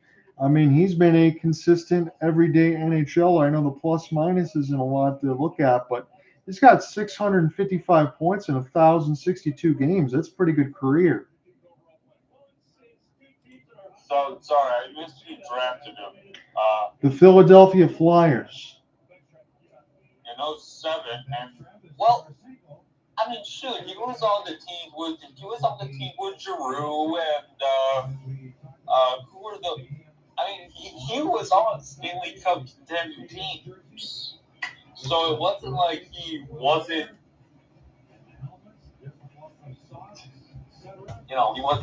He didn't do anything while he was there. No, he's put up consistent. He's put up consistent numbers. His profile a little bit. He had 60. He's had some 50 points, a 70-point season. He's been a good player. Again, I think all you really hope for when you get a first-round pick is, as this is played at the net, but this is going to be blown dead. This is not going to count. Is the whistle was already blown. There's a bunch of traffic there. Jenner trying to plead his case. Columbus Blue Jackets. Now Sider coming over. So you're doing a little too much pushing on my net binder as we get another stoppage at 13:04. So no goal. Again, I'm finishing up typing this one up here as far as what was left of these goals, and we will start again. But I like the discussion there alongside Ian, because in the mix of it, I mentioned for Van Riemsdyk, if you get an everyday NHLer that gets you 60, 70 points, I mean, you take that. You did your job as a GM. Not everybody's going to be a superstar that gives you multiple Stanley Cups and be one of the best players in the world as far as a United States player in Patrick Kane. Yeah. So 13:04. We get an offensive zone draw here. Boone Jenner going to get set to take it. Again, James Van Riemsdyk with his 13th answers to Brinkett. 27 seconds, 4:16 of the period. Here's a chance goes wide for DeBrincat of Tarasov. Now Kane has to the doorstep trying to set up the Brinkett in the left post. Sider sends this around the end boards. Good hit there for Van Riemsdyk. Knocks this one away. And Boone Jenner doesn't have a ton of speed, but he's able to skate freely across the left wing, takes a little reverse hit by DeBrincat. And the Red Wings able to force the cough up of the puck. Kane turns it over. Here's a shot toward the left side of the post. Van Riemsdyk trying to find this one now off the spin, as this will be picked up here for a moment by Detroit. Not shoveled out, though, across the blue line. This is a chance for Werenski. A lot of stutter steps. He works his way high slot. Double deflection goes wide of Talbot. He didn't track that well at all. As this goes to the left side dot now. Here's his spinning turn. And Werenski, he's back behind the net. Wraparound attempt. This will go wide off the second. The first one was stopped by Talbot. D to D. Here's a slapper. Good save, Talbot, but it's not tied up. Sherrod able to throw it in the corner. Here's Columbus. Long shift for Detroit. This bounces off of one of the Blue Jackets. Friendly fire. Here is Kane. Kane now in his own end. And the Red Wings forwards desperately need a change. And the good thing for them is Columbus has backed off. They've taken theirs as well. Shot board even at 15. Scoreboard even at 1. This game has been electric. Sider now toward the left side red line off the clearing. Tarasov will get back into his goal crease. Good hit the other way for Fisher off the pin. And Provorov will send this one deep. And toward the right side, Tyler Mott cuts it off.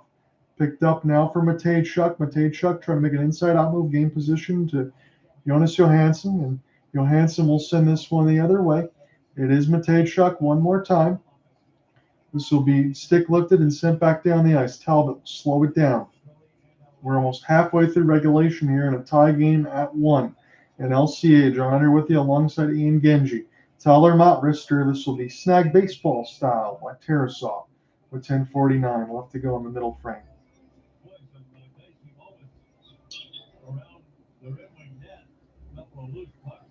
Boone Jenner had a loose puck there as Talbot couldn't hold, and they almost scored again. How many times have the Blue Jackets been near the post? They just haven't found an answer. You could make the argument they could have scored maybe 3 or 4 times already in this game.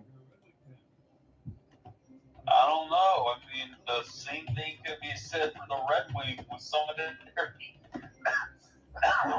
their chances.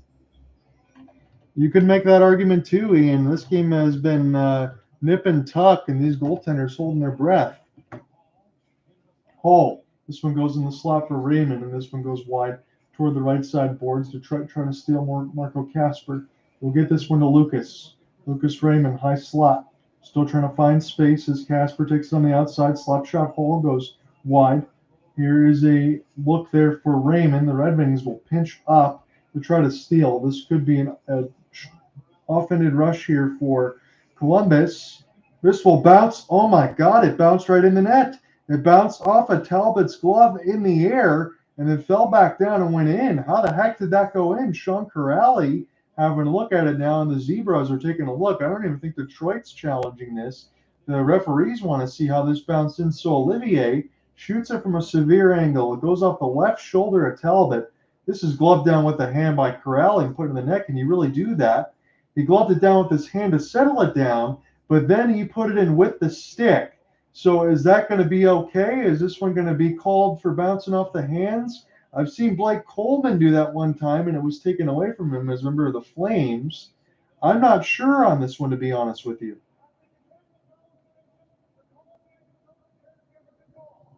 They're going to say good goal, and I think they're going to say good goal because he settled it down with his hand, but he didn't bat it in with his hand to put it in. He settled it down, he didn't glove it, and he knocked it out of the air with the stick and put it in.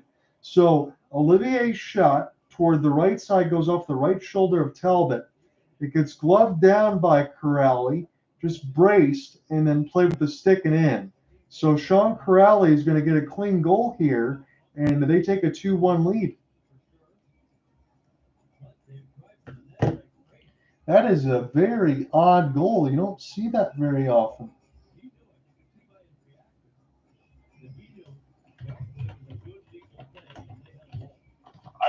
I was able to see the goal. That was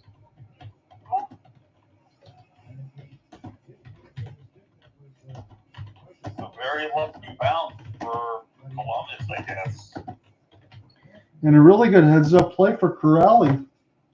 As Kirill is able to glove it down, we're back into the play-by-play here, and then play it with the stick. And that's how I knew it was legal, but bounces or not, I mean, it goes off of Talbot's shoulder, and now Columbus has a 2-1 lead. This is going to be important here. If Detroit does not win this game, or if they lose outright, they got to win on Saturday, because if Columbus takes both of these, Detroit's going to be in a world of hurt. It'll be the same way if it goes on the other side, and that's not being hyperbolic. Here's a chance here for Soderblom. High slot, Sider lets the wrister go. This one deflected. Tarasov is down, and now this will go toward the right side of the blue line. So we were going to see at least Merzlikins on Saturday if Tarasov's going to play this one. And let me just get into this now because I couldn't officially. Tarasov's numbers this year are not good as far as we have in the goaltending summary. So 5-7-2, which I don't read into the win-loss as much, but the numbers I do. 369 goals against and an 876 save percentage. That means the Red Wings are going to have to at least get 3 or 4 past Tarasov. And they're going to have a big third period if they don't have a big second, because they're down 2-1. Sean Kirill now has the latest go-ahead goal. Comfer wins, and Kane's got it toward the right side dot. Kane now, this is kept out. Good play there for Danforth to brush this one away. 9:09 left to go in the second. We will step aside. Sean Kirill, he's got the go-ahead right now as we're halfway through regulation.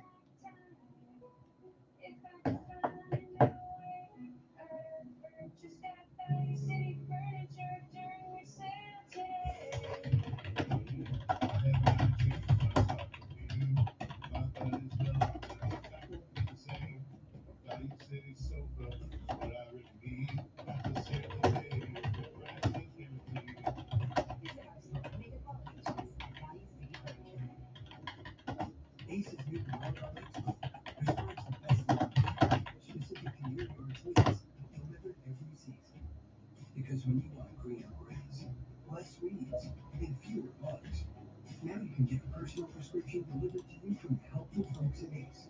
You'll get everything you need at our best price each season, guaranteed. From our store to your front door, we service your needs.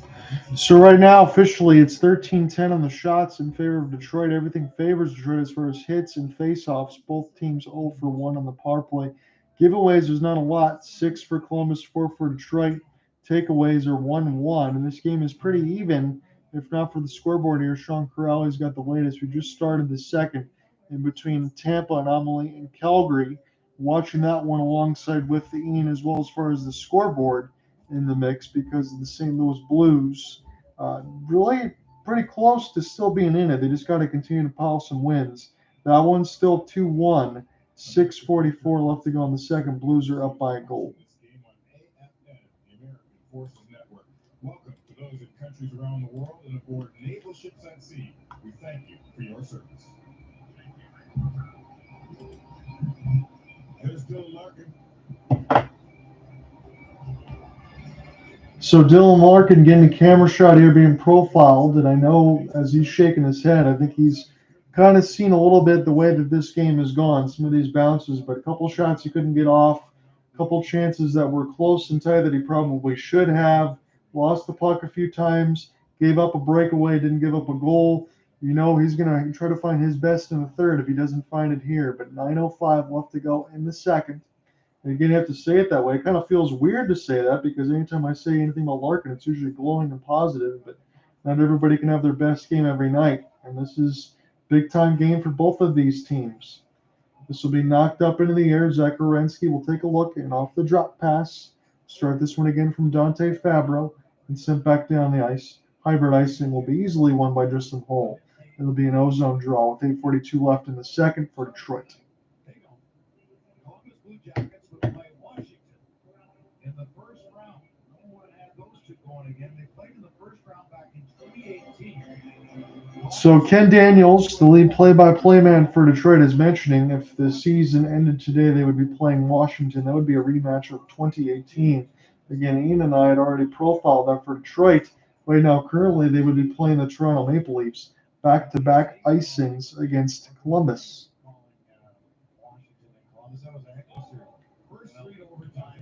I would say at least if I had to guess today, both of those, you could pencil me in at least going 6 games. I don't see Washington or Toronto having an easy time with either one of these teams, to be honest with you. And I'm still skeptical as far as Washington carrying the same type of play into the playoffs.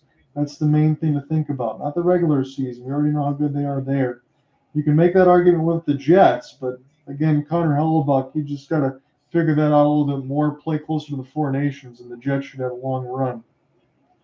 This one will be settled back down as we officially get back into the play-by-play here for Talbot. Slow this one around for Lucas Raymond back in behind the net. It's Dylan Larkin. This will get sent back down and off the steal. Ken Johnson now in off the pinch. Columbus shoots it at the net way wide and near the right side of the post as Werenski pinched in deep. One-timer high slot scores. Oh my goodness, what a bomb out in front. Werenski, we'll see if he gets the secondary assist. I think Van Riemsdyk got his second of the game. He might have tipped it again.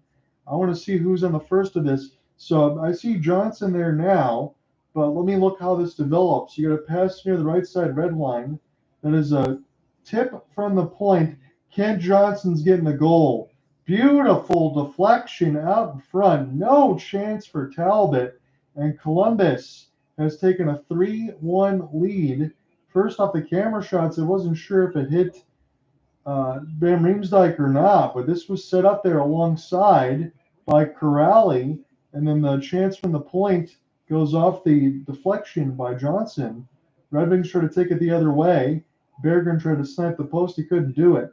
Columbus scores 3 goals in the second. They played very well. 3 straight goals in this second. Chirot, the shot gets blocked. And now we'll see. And I know there's tons of time left. But if Columbus, I wouldn't say get into a shell, but at least do a better job protecting in front of Tarasov. Because with his numbers, if Columbus takes this win, that would be absolutely huge as this one goes on the players bench. 20 goals for Johnson from Fabro and Jenner.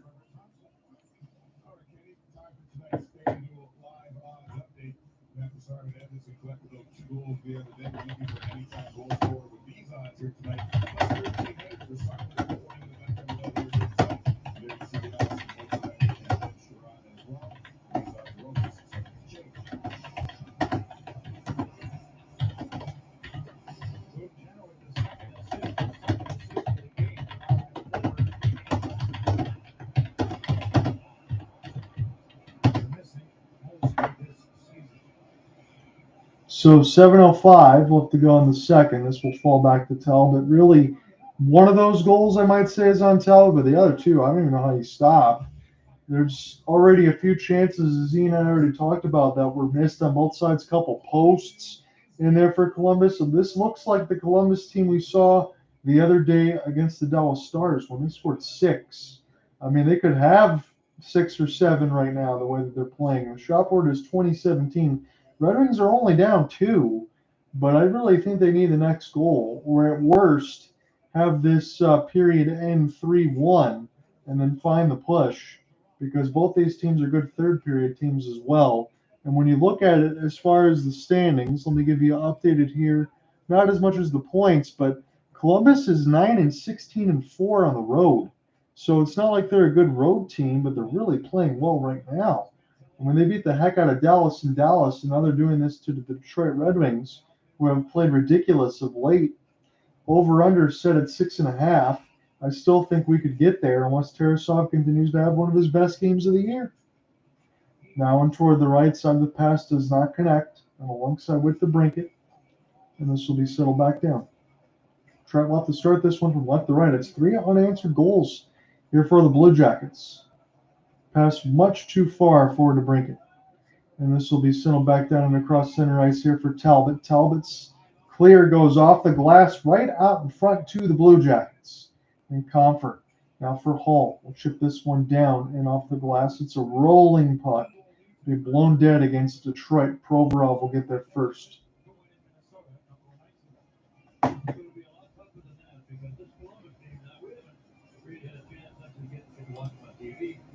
You know, other games they play, you can see why they are playing and getting the results that they are.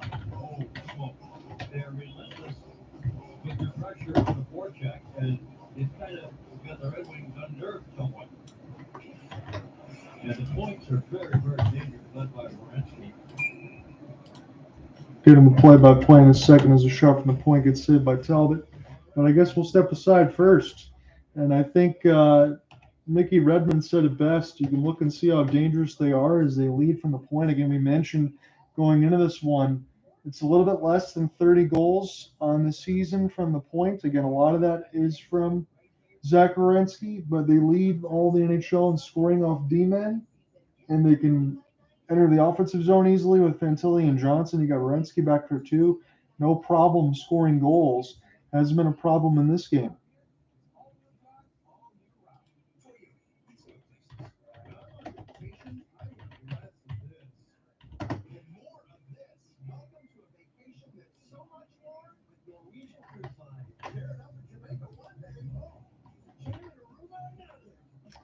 And I know we still have time in between April and then when we get into the postseason, but if the Columbus Blue Jackets can play 65, 70% of this game against the Caps, if they do match up with them, the WC2, wherever they are, look out, honestly, because all they need is goaltending. If Tarasov can do what he's doing today, and Elvis Merzlikins has been better, but if you get some goaltending with what they already have, Columbus can already be dangerous right now. And we already know what they're going to be over the next couple of seasons, how the Red Wings are on the same trajectory. I don't see either one of these teams going anywhere. But I think you can make the same argument like this. Just as you mentioned alongside with Tom McClellan, you should say the same thing about Dean Evason.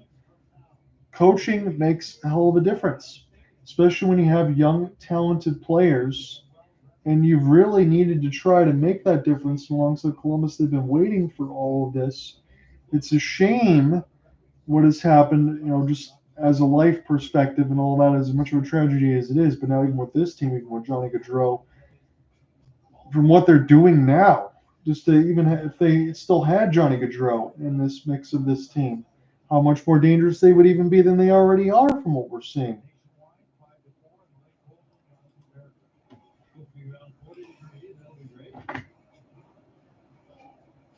So 5:30 left to go here in the second as we're officially back into the play-by-play. Shot board is 21-17. Ken Johnson with the latest. Again, there's a lot of former U of M guys in the mix in between Larkin, Werenski, Johnson, and Fantilli. A lot of those on Columbus.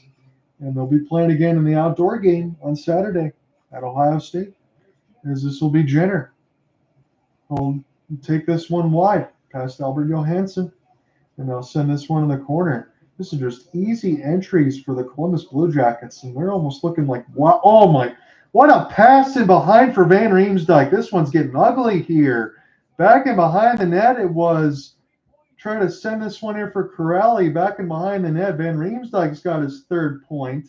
That's right out in front of Talbot. Nobody's going to save that, as this is sent back in for Johnson in deep. It's Boone Jenner. Jenner just surveys in behind the net. Van Riemsdyk cuts right in front of Johansson. What the heck is Talbot going to do there? It's 4-1 Columbus, and they are gaslighting the Red Wings right now. Again, normally if it was any other situation, I would be a little bit upset, but not considering the teams that we're seeing right now. This has been a lot of fun to watch from what Columbus has been. We talked about how good that they are. And they are really just mudhole stomping the Red Wings on home ice against the Red Wings here. So we'll take this one again. I'm going to get Ian's thoughts in a moment, but we have to say it that way. What a pass that was in behind the net as Veleno sends this one around for Tarasov. And now you don't even have to play that game as far as Tarasov and his numbers. He's got more goals than he already needs.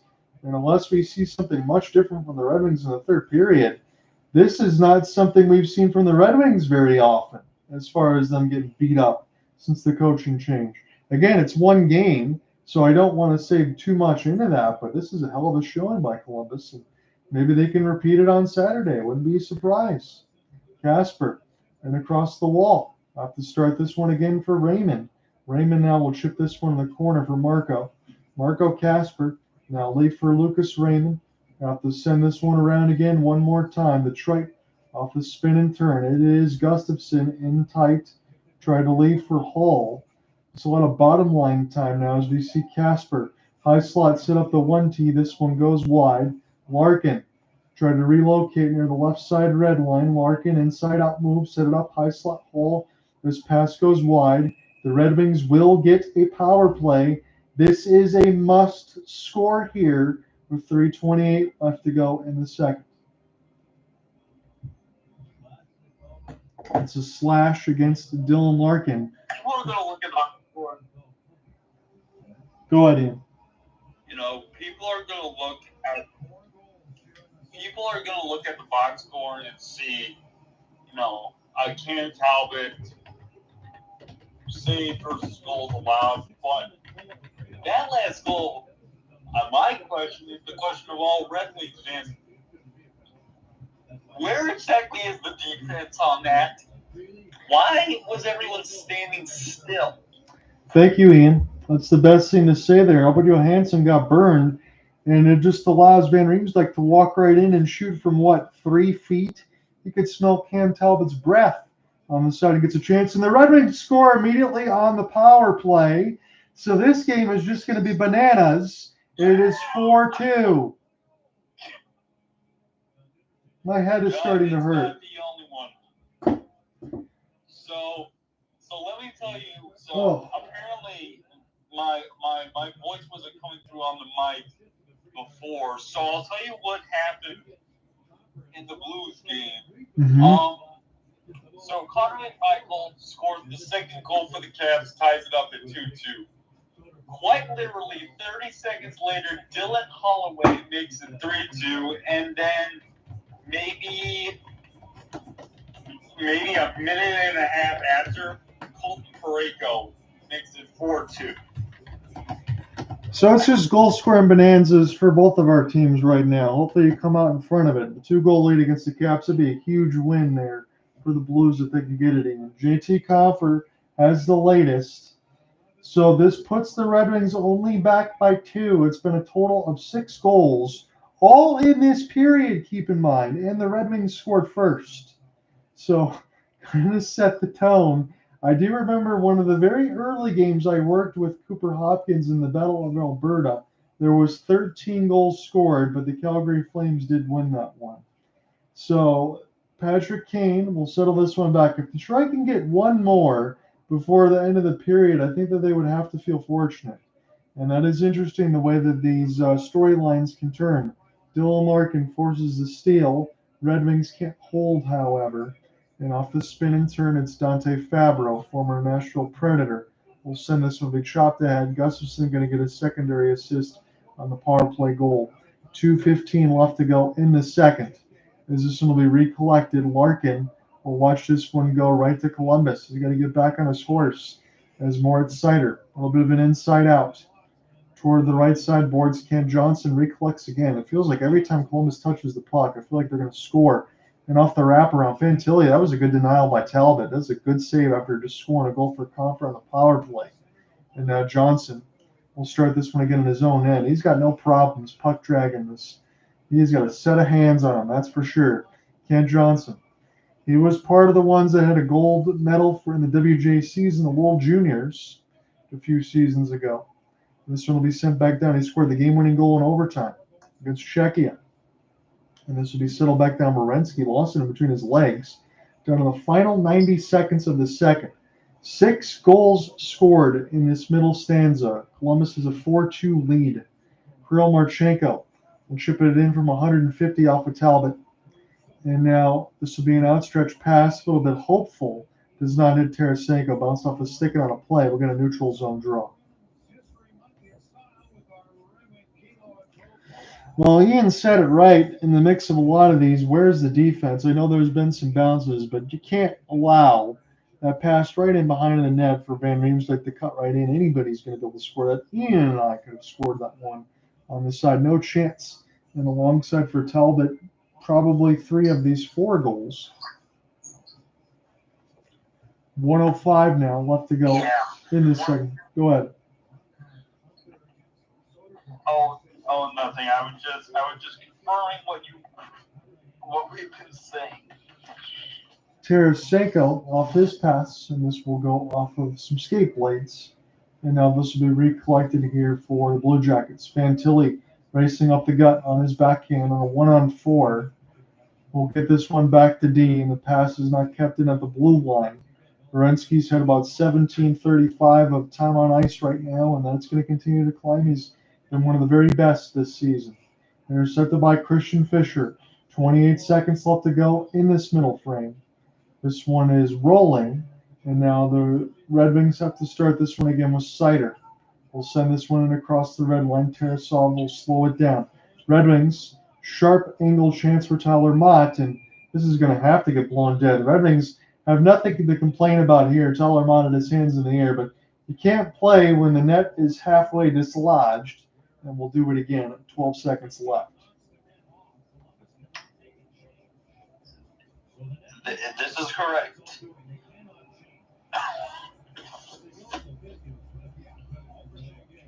I wonder, I will say this now.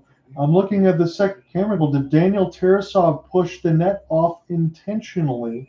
Certainly seems like he might have. A little bit sneaky there for Tarasov, just to help his team get a breath. 12 seconds left to go here in the middle frame.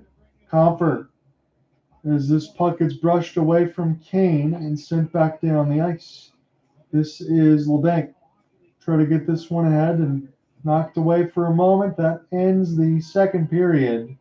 The Red Wings do score the latest with Comfort on the power play, but the Blue Jackets score 4 times as they come alive. 6 goals in that second period. When we come back, we'll call the final 20.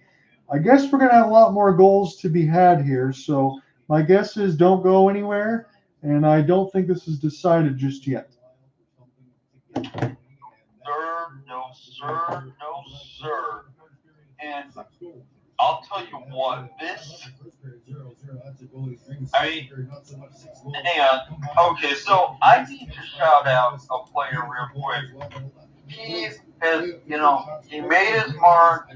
Well, he didn't make his mark before Nature's face off, but he's having the best year of his career. Mm-hmm. I need to shout out Cole Borrego again. He's been very strong, and again, we talked about it. I think if you're going to make the trade, this is the best you can hope for as a Blues fan because you're going to be able to sell high. Yeah, and considering the fact that as a defenseman, he has 14 goals. Yeah. Yeah, you heard that correctly, everyone. A defenseman has, now granted, there's probably a defenseman in this league that's got 20 by now, so maybe it's not that impressive, but I would say it is, Ian, in the mix of, because again, you're talking about guys like Zach Werenski that's got the point totals in this game that's been nuts, or Cale Makar, but when you have that many goals from a D man, that's just uncommon.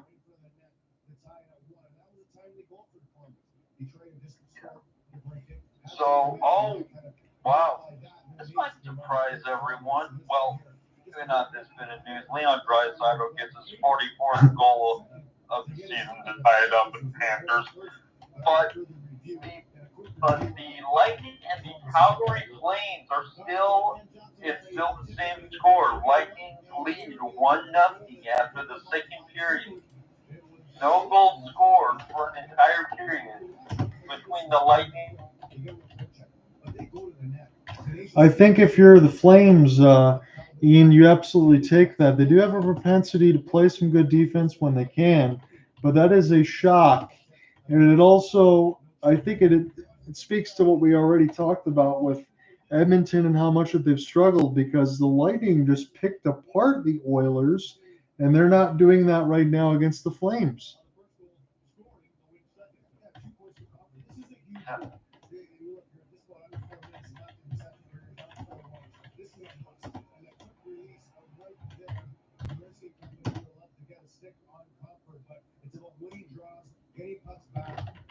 Again, quick movement in defenseman, getting the middle of the ring is key. That opens up the flanks and also the middle of the ring. The Conference able to corral that kind of loose puck. That's a 50-50 puck in the slot. All right, so let me give you the updates here. So to break it off the cross pass, he scores. JVR gets tipped by Jake Christensen. 5-hole Talbot off the right post. And then Talbot couldn't cover Olivier's shot. It bounces up in the air. Kirill knocks it down with his glove. He doesn't put his hand on it. That would have been a penalty. He knocks it down with his glove, hits it into the left side of the post. past the red line with the stick as they took a 2-1 lead, did Columbus, but they scored 2 more times as it goes in again. Let me say Dante Fabro with the shot from the point, nicely set up by Jenner.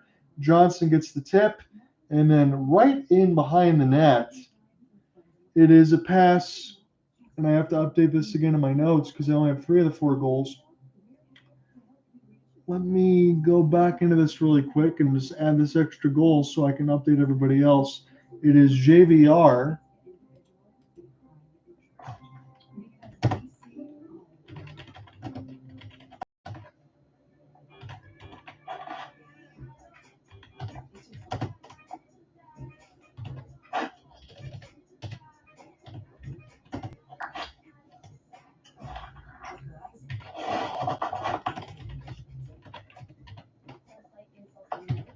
So JV, Just keep go in ahead. mind, folks.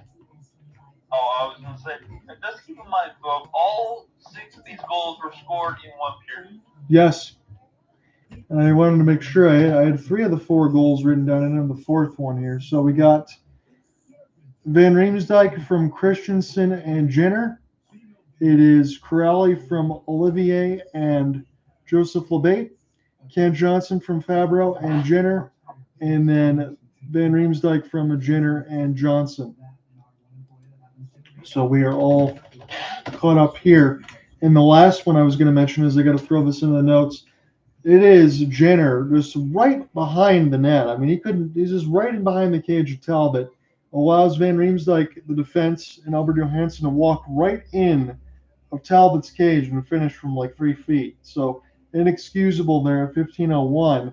It gave Columbus a 4-1 lead, but Coffer scored right after the slash against Larkin on the power play immediately. About 38 seconds later from Berggren and Gustafsson, it is 4-2.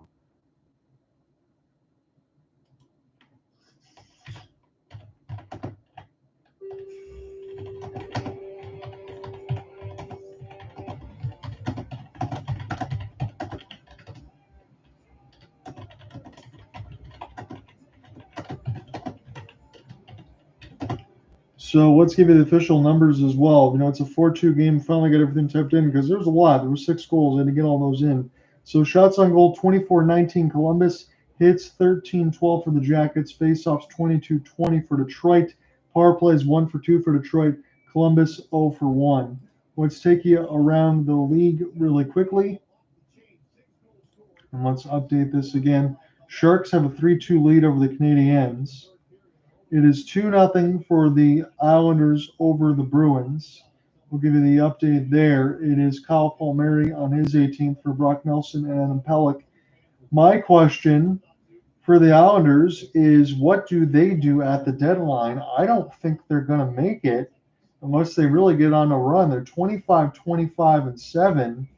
You got some guys that probably should be moved at the deadline that could definitely help some other teams. I agree with you on that. Let's see. The Islanders. Oh, yeah, no, they're not going to make it. They got 57 points, and they would need 7 right now just to catch Columbus. They'd probably need 9 because the Red Wings will stay at 66 if they lose. I don't think they're making it either, Ian.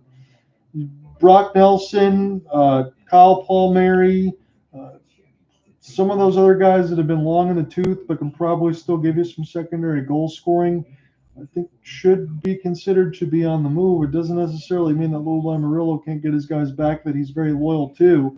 He's like Ken Allen in that regard. But I think the Islanders need to sell at the deadline. That is my call in the mix. It is the Oilers and Panthers tied at 2. Again, Ian mentioned Draisaitl's 44th. Klingberg's got his 2nd assist of the game. Anton Lundell scored from Ekblad. Bobrovsky, 14 of 16. Stuart Skinner, 22 of 24.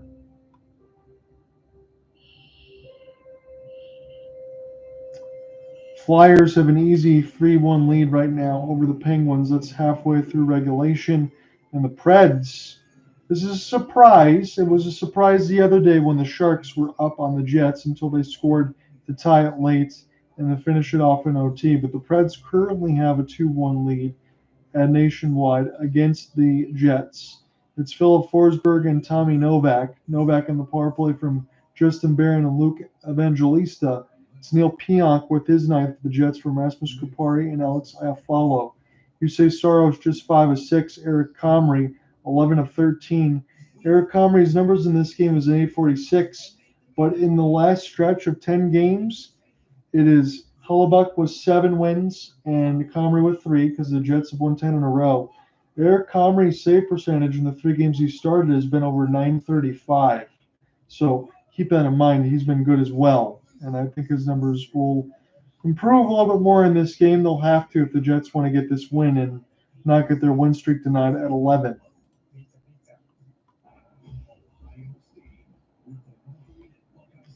It'll be the Wild in Utah at about 9:15, and then at 10:15 starts for Blackhawks, Golden Knights, and Canucks and Ducks.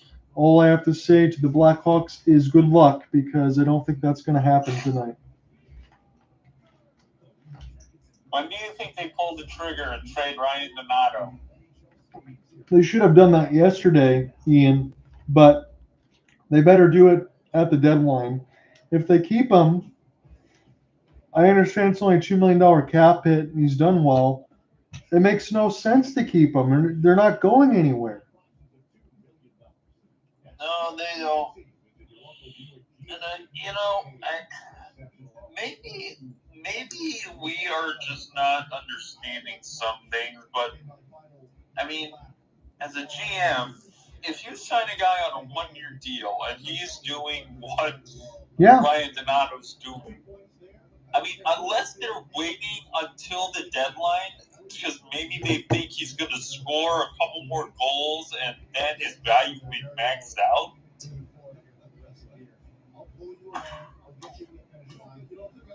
I don't see any other reason to keep him this long. No, and I'll argue too like this, Ian. What other team? Let me look up his numbers officially. But what other team would he get this type of leeway? And what I mean by that is he gets to play on top lines because the team's not very good. He wouldn't get as many numbers on different teams.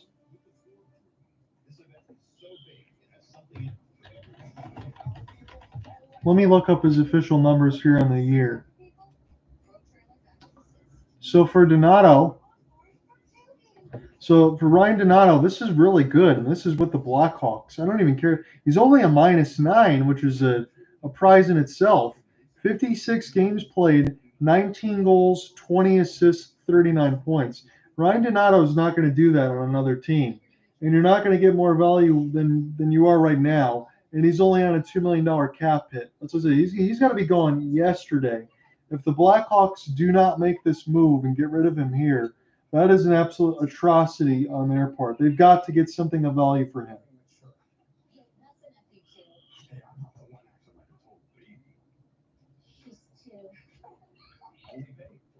The other moves that you could think about, again, we talked about some of the backup goaltenders. There's been some rumors there, and I'd have to pull up the video. Actually, since we got time, I don't need to get some of the video, but I can at least put up on the board for the hockey guy. If anyone doesn't follow the hockey guy on YouTube, please do so because he has everything on the boards. And it's pretty nice the way everything is always laid out. But let me look up and see what Shannon's got here and see what he says.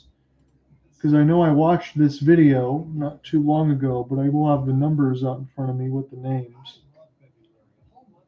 And it was just a look at free agency moves before the deadline. I'm going to have to scroll a little bit here on the latest, but I should be able to find it. It's flavorful.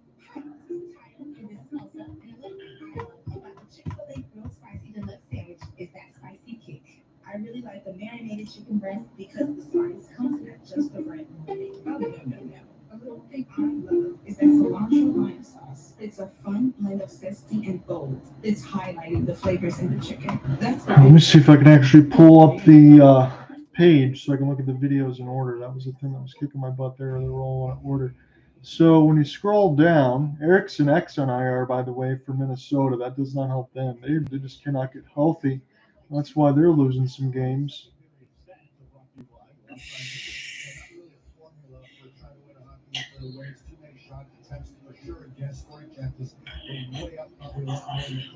Here we go. So updated look. What? Oh, I was just like, why do I get the feeling the Wild are going to have another one of these moments like they had in 2018?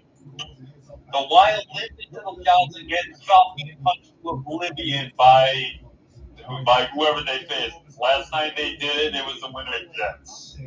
Yeah. Now they'll limp into the playoffs and get Falcon punched by who they faced if the season ends today. Oh, they're going to get absolutely lit up by the Dallas Stars. Oh, Yeah. There's no way that they're beating the Dallas Stars. We talked about it before in the mix of Toronto if they had to play Tampa on that, so they're gonna get smoked by Tampa. I really don't see any other way that that's gonna work. So the trade deadline again is about another week from now, and again all these names on the board. That does not mean that they're going to be moved. But here's some UFAs. I'm just going to give you the names because I see them on the board. So Mitch Marner, who's got a $10.9 million cap hit. He's got 71 points on the year at the time of it with 56 games. So these points are a little bit off, but 10.9 cap hit. Mikko Rantanen 9.25. It's very possible, and you might think this is crazy. It's very possible the Carolina Hurricanes trade Mikko Rantanen before the deadline. If they can't get him signed to the number that they want, and they're not getting what they want out of him, you got to get something of value. You can't just let him walk. Matt Duchene and Michael Granlund for Dallas. It's Nick Ehlers for the Jets, John Tavares for the Leafs, Brad Marchand. Is Brad Marchand one of those guys that could actually be on the move? I know it is the Bruins captaincy.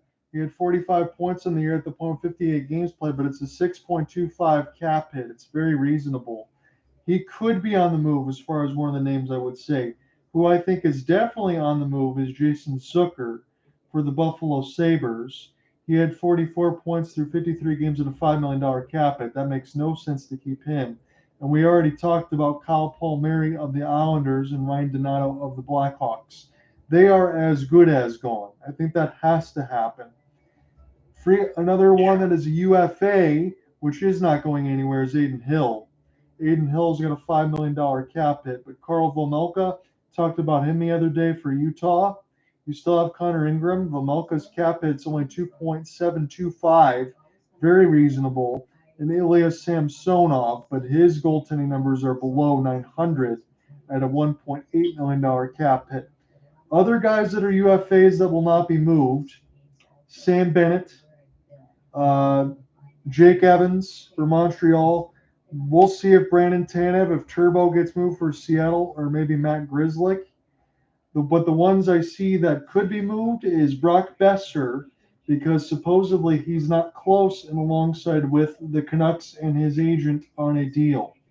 So my names to remember to be moved, I will say Brock Besser, Ryan Donato, Kyle Palmieri, and Brad Marchand. I would definitely agree with that. Marchand seems a little crazy, but I think the Bruins are out. So that is why I'm throwing it there. And if Mikko Rantanen does get moved, that is only because Carolina feels like they cannot sign him to Ian, what I believe is a $10.5 million per year already on the table that he's rejected. Jesus. So we know how good. I know we're going to get into a moment. The deadline's Friday, March 7th at 3. I think Alec's going to cover that one. I might try to join in with it.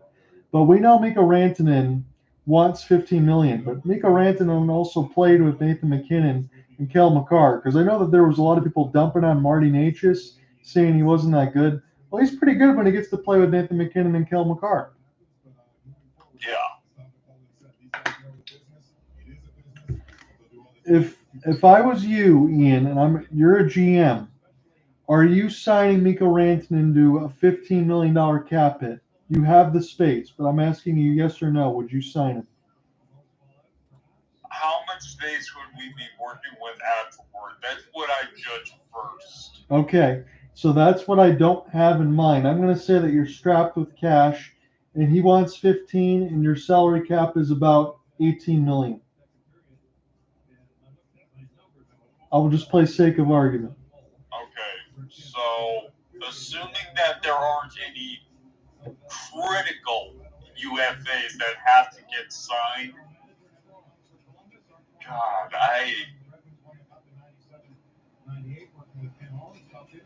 It's a tough call. I gotta be honest. It is a tough call because what you're essentially, what you're essentially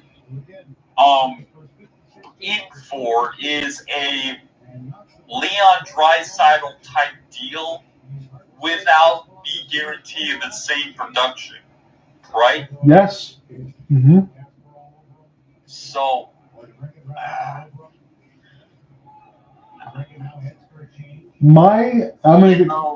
I'm gonna get into this here because I know it's 19-2 on the third, but I was gonna say this, Ian, in the mix. I really want the Red Wings to get in, and I don't care if they overpay, but the Red Wings are a different case to the point that, again, you're just making. It depends on what's available after that. Because to your point, the Red Wings might make sense because they have a ton of other cap space and needs that they could fill in within that. But for teams that are strapped with cash, if Rantanen is not a guy that just makes you one player away from competing for a cup, if he's not the one player away that you need, I don't think it makes sense to get him, not at that cap hit.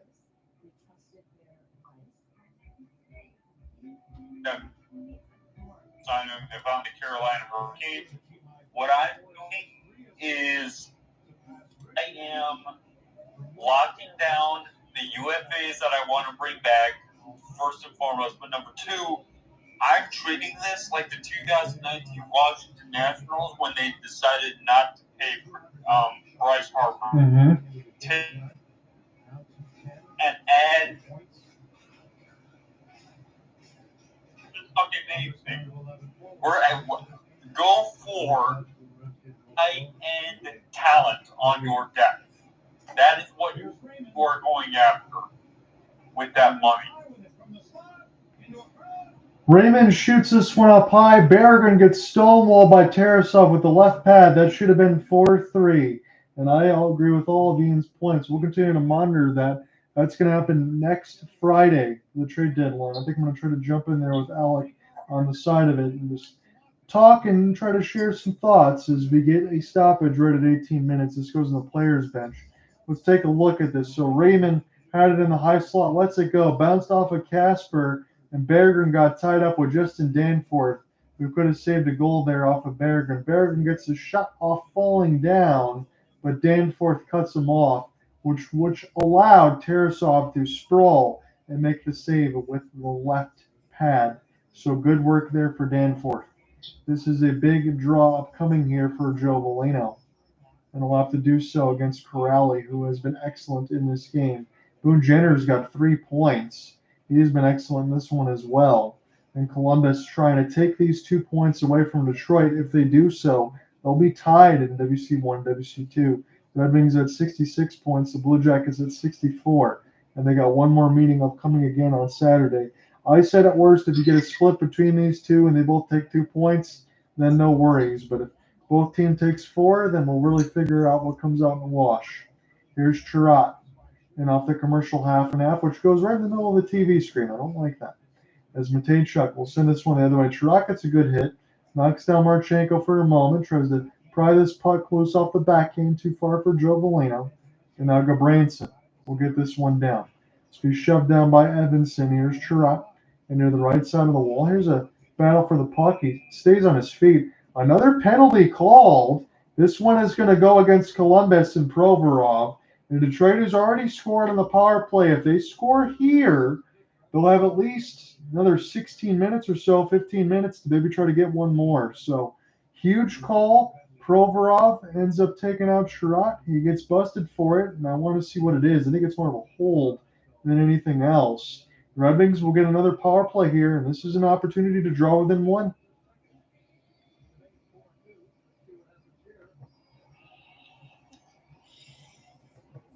So Provorov in the box for holding. Here we go now. It is Sider to Raymond. Raymond cross pass for the cap.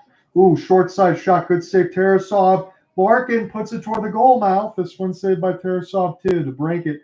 That was a really good shot. An even better save by Tarasov. Shot board 24-21. Columbus has a 2-goal lead. They scored 4 in the second, and Detroit scored 2 in the second. Here is Larkin. Larkin now off the spin and turn. Lifted there for a moment. The Brinket trying to send it in deep, and Raymond cuts it off beautifully for Kane. Now Larkin back to 88. That pass, oh man, just a little bit too wide for Patrick Kane from Larkin. Hasn't had the touch that he's wanted today. As Raymond toward the left side red line finds the entry off the drop, but that one is a lot of space there for the Brinket. Sider touch off the skates. This one is bounced off the post, sent back down now. As the Brinket will start this one again across the wing wheel. Detroit was awfully close to scoring there. Kane, one-handed, tried to send this entry. This pass gets deflected. Detroit still trying to work their way through the neutral zone, and the top unit will take a change as Gustafson takes a lap. Now from the left side down, will drop it across the red line. Here we go again with Berggren. Try to find the entry. Soderblom will punch into the corner. Tarasov. This one is intercepted across the wall. Red Wings. See this one go off the skate. Soderblom, Berggren, Gustafson, one-timer, save Tarasov, and a trip is not called. This will be raced down the other way. It'll be Gustafson. We'll touch. I guess we will get the trip. This will be 4-on-4 for 19 seconds, and then Columbus gets the power play. I thought there was one in the offensive end. We look at the one-timer. Now we'll stop at the right pad off the Brinket, but a trip going to be called, and that against Soderblom. So this will be a 4-on-4 for 15 seconds, and Columbus will go to the power play.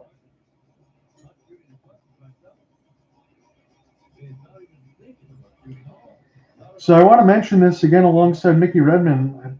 I'm trying to say this in the right way because I've never been so critical of Larkin in one game than I am now. But Mickey Redmond's saying, and I see off the camera shot, Larkin's wide open near the right dot, and for whatever reason, he does not shoot the puck. A little bit tongue-tied on the side of it. Maybe again he's playing against all of his former buddies on U of M, but they need Larkin to play the way he's played throughout this season and for Four Nations. You get those chances, don't pass them up. As this goes back toward the right side for Werenski off the 4-on-4. That's going to be an abbreviated power play for a minute 40. Off the drop now. This could be the kill shot for Columbus should they score here. Fantilli, one-timer, and this one will go wide. Back down the ice. Back Werenski. He's back out there alongside with Tarasov. He slows it down. And 1:25 left to go in Columbus's second power play of the game. They're 0 for 1. Detroit is 1 for 3. Marchenko nicely ahead. This is an easy entry. Fantilli slows it up. Toward the right side here is Severson. Toward the right side dot. Captain Fantilli. Now Werenski. Ken Johnson wants the 1T, fakes it toward the right side. This is a double deflection. Bounces off of Joe Bolino, who successfully clears it down the ice. Shot board is 24-23. And now Ken Johnson will just loop this one back around. We'll have to start this one against Kirill Marchenko. His numbers are eye-popping, and he's going to be getting a big-time contract when it is set to get due. Marchenko gets his own puck retrieval. As this one bounces away from Marco Kasper on the kill now. Fantilli sends it across. One-timer. Oh, what a stop by Talbot.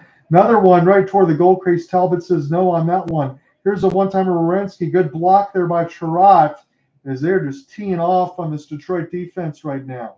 This is kept in toward the right side dot for Johnson. Now to the right side, Fantilli. Johnson has it. Pass across off Werenski. Skate. He could have walked in all alone. 10 seconds left to go on the kill. Werenski now in the very high slot toward the right dot. It's Kirill Marchenko. Shoots to the traffic. That one just goes wide. Now out of the box. Red Wings return to full strength. It's Soderblom. He's got Kasper. Kasper fires right in the 5-hole. This is held by Tarasov as we get some pushing and shoving. Red Wings needed that kill. They did, but Columbus looks very dangerous. We step away 13-15 in the third.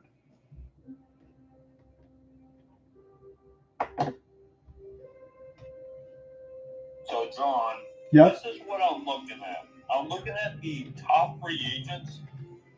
Here here's what I do if I were the Carolina Hurricanes. Okay. If they win the cup this year, fine. Sign Mikko Rantanen back. He's coming off a cup, you're coming off a cup win, sure. But if you don't, here's what I do. Say we're not going to re-sign Mikko Rantanen. Instead, we're going to take that $15 million and we're going to go after other players. Right now, I'm looking at the NHL free agent rankings. I'm thinking that these guys, specifically at guys like Matt Duchene,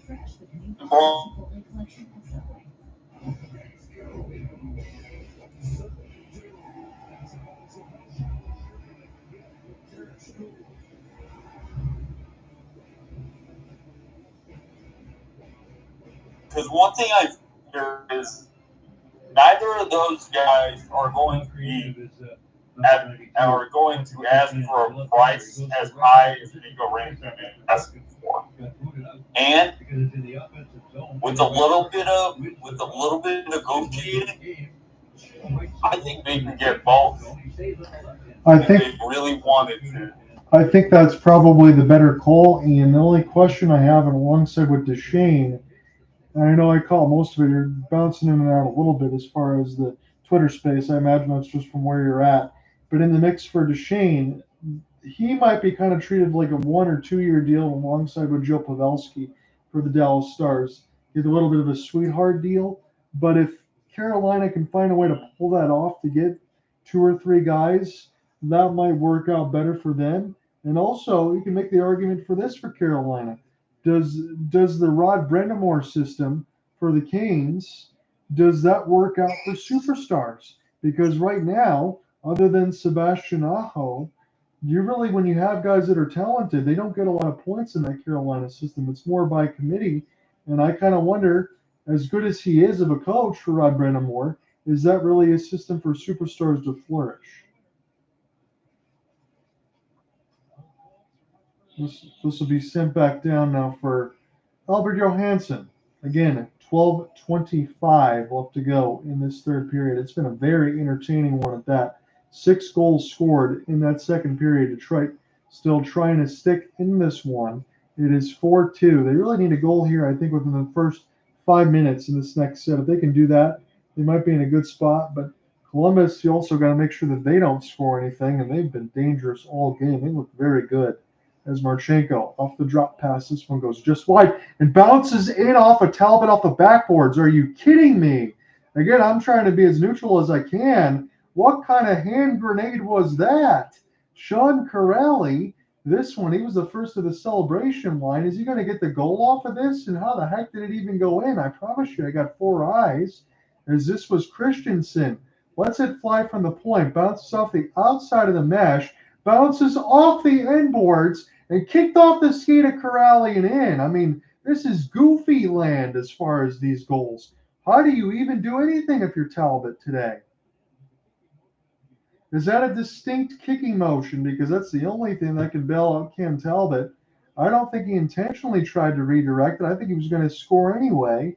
But we'll go to the booth. Again, this isn't even reviewed by Todd McClellan. This is reviewed by the refs. But we've seen 2 of these already. So Kirill able to take one of these out of the air with the glove hand, knock it down with the stick. This one from Christensen off the boards and then off his skating in. I mean, you can't make this stuff up. I mean, this isn't even a hockey game, John. I think you'll get this reference. This feels like one of those. I'm going to make a reference that I don't know if a lot of our audience will understand. This is Roadrunner and Wile E. Coyote levels of just insanity. It is. We got the Riley Coyote. We got the Acme Bombs. We were playing bubble hockey. We were playing NHL hits. And what are we doing here? So distinct kicking motion, no goal for Kirill. So they're going to say he edged it in with the skate. But I mean, again, Talbot has given up 4 goals. I'm safely going to tell you, and this whether you think this is hometown or not, I try to call these games as fair as I can. 3 of these goals are not on Talbot. And we will press on here as it is 4-2 and sent back down the ice. Moritz Seider as the Red Wings will get a new breath of life. And again, as I mentioned throughout this cast repeatedly, and I really have to say it that way, I feel every time that Columbus goes down the ice that they're going to score. This is Van Riemsdyk. Already got a couple. This one's sent in toward the right side red line. Van Riemsdyk will recollect. He's in the same spot now, trying to ride the wall and send in deep. Dean Evason's squad has done a great job. In that offense, they can strike any way they want to, but these zone entries have been clean. And you got guys like Fantilli and Johnson who are really just getting into their offensive game. No call against a trip as Fantilli gets taken down. And Soderblom will push this around the embankment. Be recollected now by Dylan Larkin. He's really going to have his best shifts right now as we're almost halfway through the third. Johansson will keep this one in. Here's a pass. Evason can't shoot it. Man, oh man, he was walking right in, and he couldn't hold. Soderblom then gets denied by Tarasov. He lost the handle of it right on his blade. He could have probably sniped that one in the top left of the crossbar as he shakes his head in disgust. He's walking right into the middle of the dots and just lost it off his blade.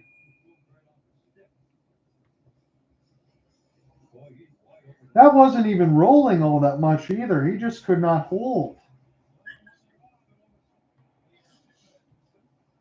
This will be sent back down now for Simon Edmondson as the faceoff's won, but it'll be working as a clear. And Tarasov will start it again.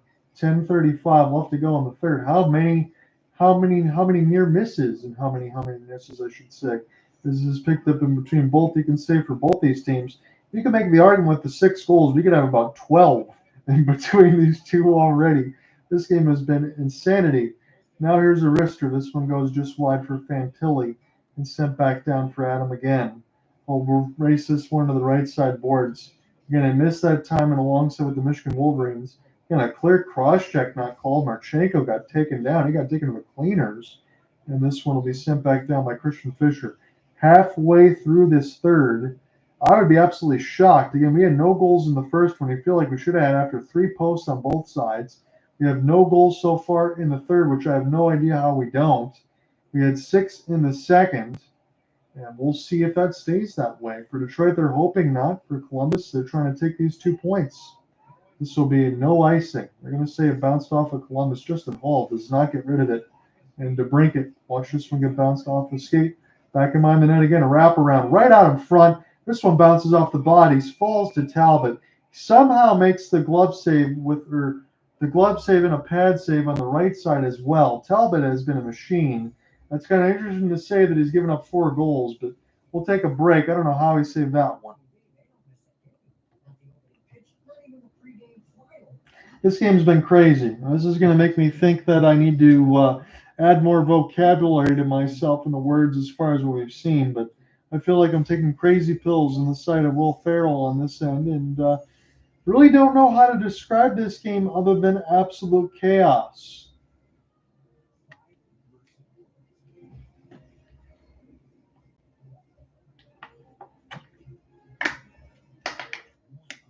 It's what? It's Roadrunner and the Coyote. It's Jerry. Tom and Jerry, it's everything. Yeah. The Lightning. Scoring that has happened. Go ahead. Oh. I was going to say, keep in mind, people that are watching, the scoring has all happened in one period. One. Yeah, we keep punching that button because we have to. 6 goals all in one period. Nothing in the first, nothing in the third so far. As we're halfway through it, the Lightning have a 2-0 lead now on the Flames. That game a little more controlled. Eric Chernak, the latest from Hagel and Cirelli. Vasilevsky, brilliant, 22 of 22. Dustin Wolf, 18 of 20. He's trying to be the next one in net for the Flames. And he's had a good year. But the Big Cat is the master right now. The Predators still have a 2-1 lead on the Jets at 13:15 in the second. Let's get that look again for the St. Louis Blues. They are enjoying themselves against the Capitals. Again, 2 in the first, 2 in the second. Parayko and Holloway. Connor McMichael, the only goal for the Caps in that period. 6:15 left in the third. If the Flames lose and the Canucks lose tonight, again, the Canucks will be playing the late game. That is gigantic for the Blues that still have plenty of life in front of them. 9:15 left to go in the third. I will say that if people start to lose, they will, Ian. I'll have to go ahead and mention that because St. Louis has been playing better of late. As this is DeBrincat now and alongside with Kane. Goes in across the wall. Here's a slap shot way wide. Red Wings are going to start to run out of time here. They got 9 minutes left to go in the third, and they're down by a couple of goals. Sherratt on his backhand. Here's a drop out in front trying to hit Kane off the second opportunity. And now Columbus off the one-on-one. It's Fantilli. He'll drop this one back around the inboards, takes a hit. He's already wearing an A for Columbus, so that tells you how good they think of him, which is pretty cool to see. And this is sent back around the inboards for DeBrincat. DeBrincat, nice move to escape the danger. He's still trying to work right to left. Again, the Wings and the home Reds. It's been a long snag for Tarasov. He'll elect to play it. And the Blue Jackets in the road whites in the mix of the Blue Pants. Again, they'll be playing the Stadium Series on Saturday where the Buckeyes play at Safe Flight Field. And they'll have those pretty awesome jerseys across the board. Talbot will send this one all the way down the ice off the clear, but both of those are probably as good as Stadium Series can be in the mix for both. I'm not trying to be a homer on those either. They're both pretty clean. It's just whether or not you can get any jerseys that are not representative of the 10-year deal that was signed by Fanatics, because those will just fall right apart in your hands. It's like cheap toilet paper, and that's not what you want. Here's a good hit the other way from Marco Kasper, and this will be knocked away. Touched a couple times as Jenner will send this one in off the glass. 7:40 left to go in the third, and it's icing against the Jackets. Berggren touches first.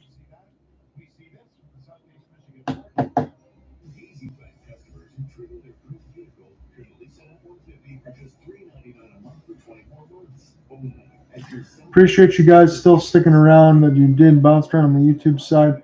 I mentioned this in between Columbus and Detroit. I said, who makes the playoffs this season? You got Columbus, Detroit, both or neither. And the two votes we have are the Wings in the mix of it. I'm surprised more people did not pick the Blue Jackets in the mix because I feel like from what they're doing today, there's also another microcosm considering what they just did to the Stars. Not only people score 6 goals against a team like that. 7:25 left to go in the third. Red Wings keep it in. Tarasenko gets lifted. Won't be surprised to see his name. Maybe Detroit has to have a little bit of a light salary retention, not that they couldn't afford it anyway. It'll be another icing against Columbus.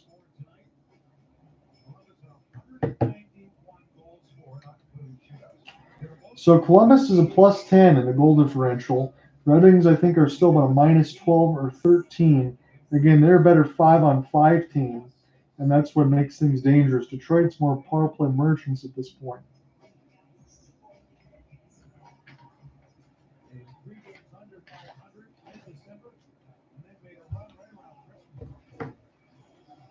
$7:10 left to go in the third. This will be a D-zone draw won by Columbus. They'll gain the left side red line and chip it in. Can the Red Wings find anything in this third? Daniel Tarasov has probably had his best game of the year considering his numbers. It was a wild second period. The third has still had some of these bounces as well, just like the first. We just haven't had any conversions. As Gustafsson sent this around the end boards, and Detroit trying to break out of their own end. It's Elmer Soderblom. Soderblom off the gut. He looks for the pass instead. He should have just taken it. A lot of second guessing for Detroit so far. When you get right up the middle of the ice, you saw that a lot with Larkin. We saw with Soderblom there. Just shoot the puck. Really isn't all that complicated, especially when you have a goaltender at a 3.85 goals against. What's to think about? This is picked up the other way to the right side. Talbot makes the save. This one bounce off the outside of the cage. It's dangerous. Johnson does not shoot. Now the other way, this one blocking in front. Talbot didn't even have to make a save. Now Columbus elects for the extra pass when Talbot wasn't even in the goal crease. This is madness. And now Sherratt will bounce this one across the end boards.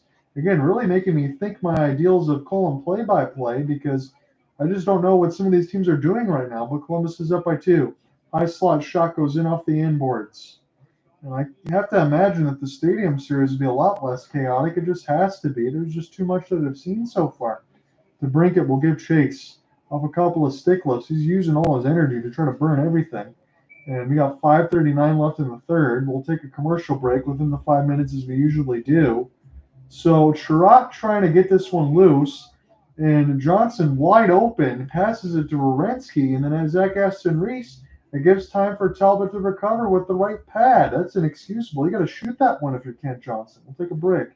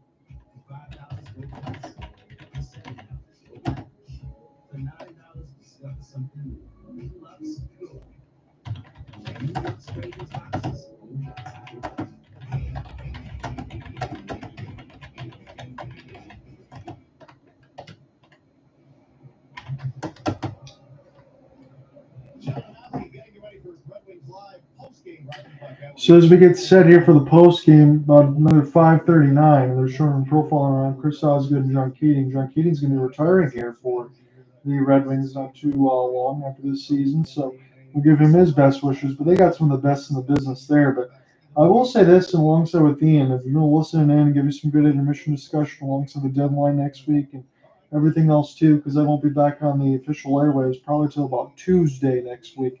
Thursday we'll be covering the Stars and the Flames. Going to try to get Cooper Hopkins in on that one. But you're not going to see a game crazier than this tonight. And again, it's going to be Detroit. If they don't win this one, they're going to have to find a way to get 2 points. There cannot be any sort, if they lose today in regulation, there cannot be any sort of where Columbus will pick up an extra point in an overtime loss. They got to find a way to split. Here is an opportunity toward the right side. This will get knocked away. Werenski was the one that let it go. Berggren's pass way too far ahead off the inboards. As this will be dropped out for Denton Matejchuk. Now Matejchuk's speed will take a bounce. Columbus cheating and staying way on side here though, but they're breaking way out front. There's a lot of seam passes for Columbus that we've seen. As Gustafsson play this now for Kasper. Kasper, nice move. Try to leave this for Berggren and across the wall as we're down to 5 minutes left to go in the third. Raymond, Kasper, Berggren, Gustafsson, Edmondson on the ice right now as Columbus has iced it again. They've done so 5 times in this third.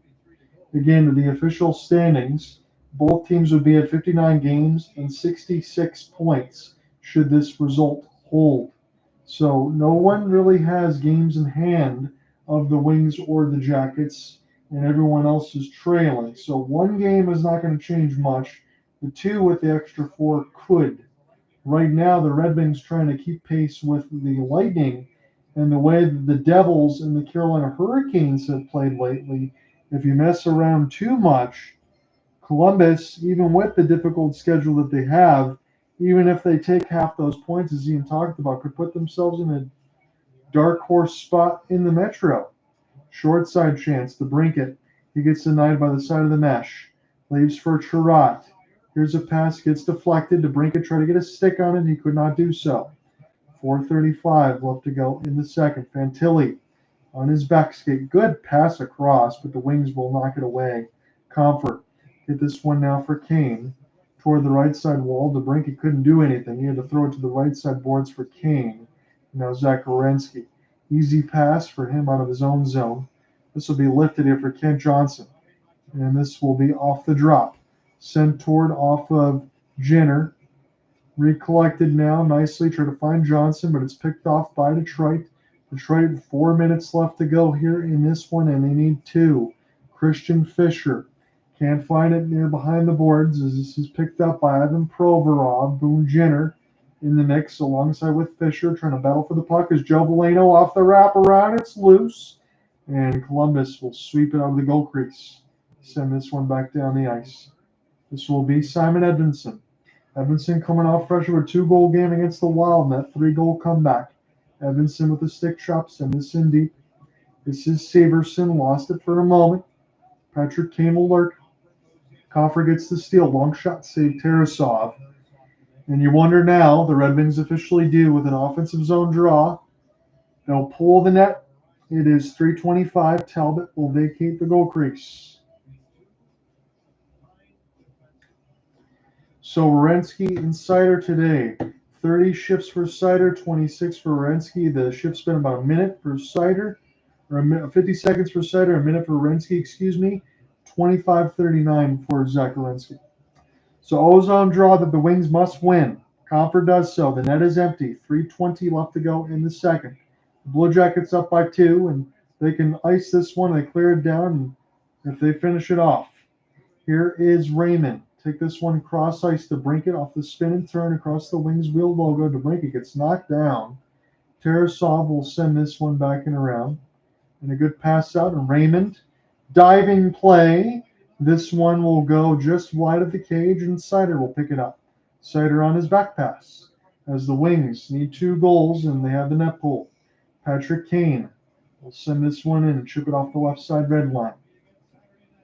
Be a pickup now for the Wings across the right side boards, and the Blue Jackets don't get it out off the clear. Seider loses it for a moment. Raymond having some trouble with it, trying to stay onside. Lucas Raymond, inside out move. Raymond gets tied up. Pass across, does not hit the brink. He couldn't get his stick on the ice. Coffer now. Lucas Raymond in the bumper toward the left side red line. This will be sent back around for Patrick Kane. 2:15 left to go in the third. Kane fires, save Tarasov near the right post.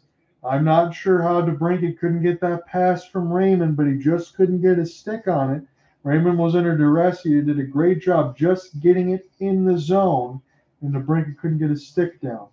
Again, it'll be another ozone draw. We'll see if anyone elects to take a timeout. Alves Merzlikins will get set to start Saturday. Helix Lion, I imagine, will get the outdoor game unless they want to go the day off and then go back to Talbot. This will be an opportunity here for Marco Kasper on the draw for the young man. This one kept in by Detroit.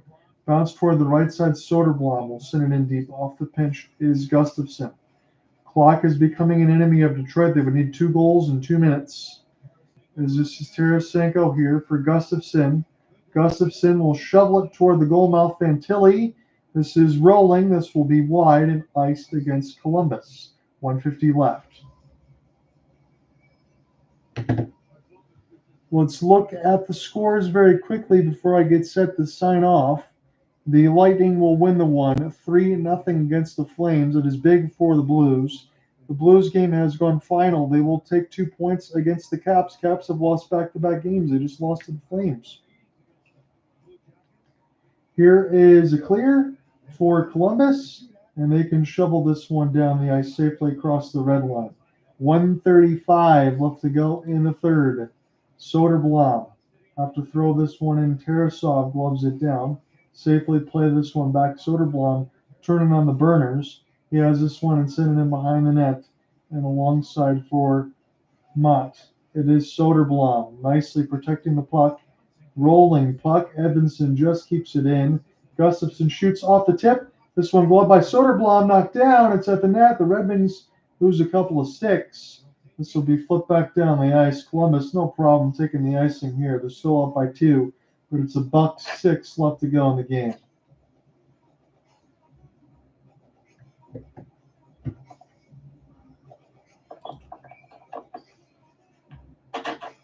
So as we refresh and give you the update, I know it's not updated on ESPN yet, but St. Louis improves to 64 points. That's where Calgary should be, unless this did update.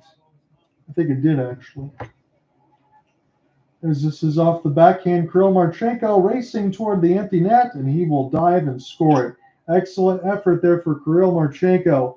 The Blue Jackets taking the 2 points to the bank. They're going to win this one at least by a score of 5-2, unless anything changes in the final 56 seconds. But I am anything but surprised as far as what we've seen between the Columbus Blue Jackets. They just scored 6 off the Stars the other day. They scored 5 against Detroit. They scored 5 against Chicago. The day before that, they have scored now officially 16 goals in the last 3 games. That is over 5 per. And who knows? I mean, if Tarasov played like this, if Merzlikins does half, Columbus could take all 4 points. This is going to be huge for Detroit on Saturday. They must answer and win in regulation. Shot board is 30 apiece, but the scoreboard was anything but, as we will circle back around. I'll give you the standings officially closed here once this game is done in 30 seconds. I believe that did update, but I want to give you the accurate numbers before I sign off. 25 seconds left in the third, as this will be recollected. Mott trying to make a play. Just some good defense here for Columbus all game. As far as they've shoveled this one in the high slot, this is wide. Played out in front of Tarasov, but Columbus is there again to pick it back up. Valeno. Now we'll take this one in the high slot. This bounces off the hands of Evason, and that is going to do it. The Red Wings, I wouldn't say get shell-shocked, but Columbus does their job. 5-2 final as they take out Detroit at Little Caesars. They'll be playing with the Buckeyes here in a couple of days, and alongside you see the band, you'll see some OAR, you'll see a lot of good festivities there. It should be a good outdoor game. Let me give you one more here. So for St. Louis, it's official now. They will have 60 points, or should have 61. Again, this did not update. So 61 points for the Blues. It'll be 64 points for the Flames. Again, let me get this right. I think it should be 62 because ESPN's all over itself. They just changed it back. So 62 for the Blues, 64 for the Flames. They're only 2 points away from the Flames are now. And they have, let's do the rough math, same amount of games played essentially. It'll be 2 points ahead for 2 games that I should say for the Flames with 2 points, but the Blues are right there after a big win. The Canucks will have a game tonight. We'll take a look at that very quickly before we sign off as well. That will be against the Ducks. That one's not going to be easy because it's off of back-to-back. So I'm going to say it right now. I think the Ducks take 2 points today. I think the Blues will be able to gain points on both the Flames and the Canucks. And I'm not just saying that because you're in here, Ian. That's my call. Shoot, I'll take it. So I know that was me sounding like I had my face caught into a blender, but ESPN was trying to update everything live and they didn't do so correctly. So it's going to get pretty close. It's going to get down to the wire. Next time when I'm back on the airwaves, it should be Tuesday. Before I sign off officially, let me see what games we have upcoming on Tuesday and what I might look at. Because, again, I have the doubleheader with the Sharks on Saturday and Sunday and their battle for first place. So I will not be on the airwaves officially to cover these games, but I will be covering the Sharks. Hurricanes and Red Wings is at 7. I will not do that one. And there are some Tuesday games, but Tuesday doesn't seem like a great slate because you got Devils Stars. Like maybe I could do that one on ESPN Hulu only. While Kraken is not really a burner, near are the Avalanche or Penguins or the Oilers Ducks. So Tuesday's games look a little bit light. So maybe we'll figure out a Monday side or maybe even cover a basketball side. What's on Monday? Monday is Lightning Panthers. If I work 3 days in a row, that might be the one I have to do. So maybe I might consider a Monday instead. All right, Ian. I'm going to head out for the day. I'm not even marginally disappointed. I'm going to be interested to see what happens on Saturday between these two because I am rooting low-key for Columbus. I know it's Michigan and Ohio, but they're a damn good team from what we just saw. And good luck to anyone else trying to stop that offense. That's all I'll say. All right, you take care, buddy. We'll see you. Yes, sir.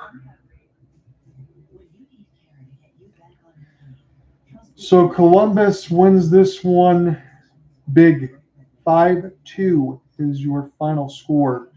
And we're going to have to see, I'm just going to be honest, what we have on Saturday. Again, I'll be doing Muskegon Voyagers and Waterford Sharks.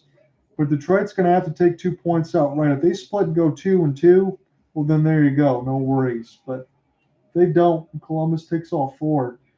There's going to be a little bit of a concern because it's a chance to take points away from a team that is chasing you. I'll see you guys next week. Peace.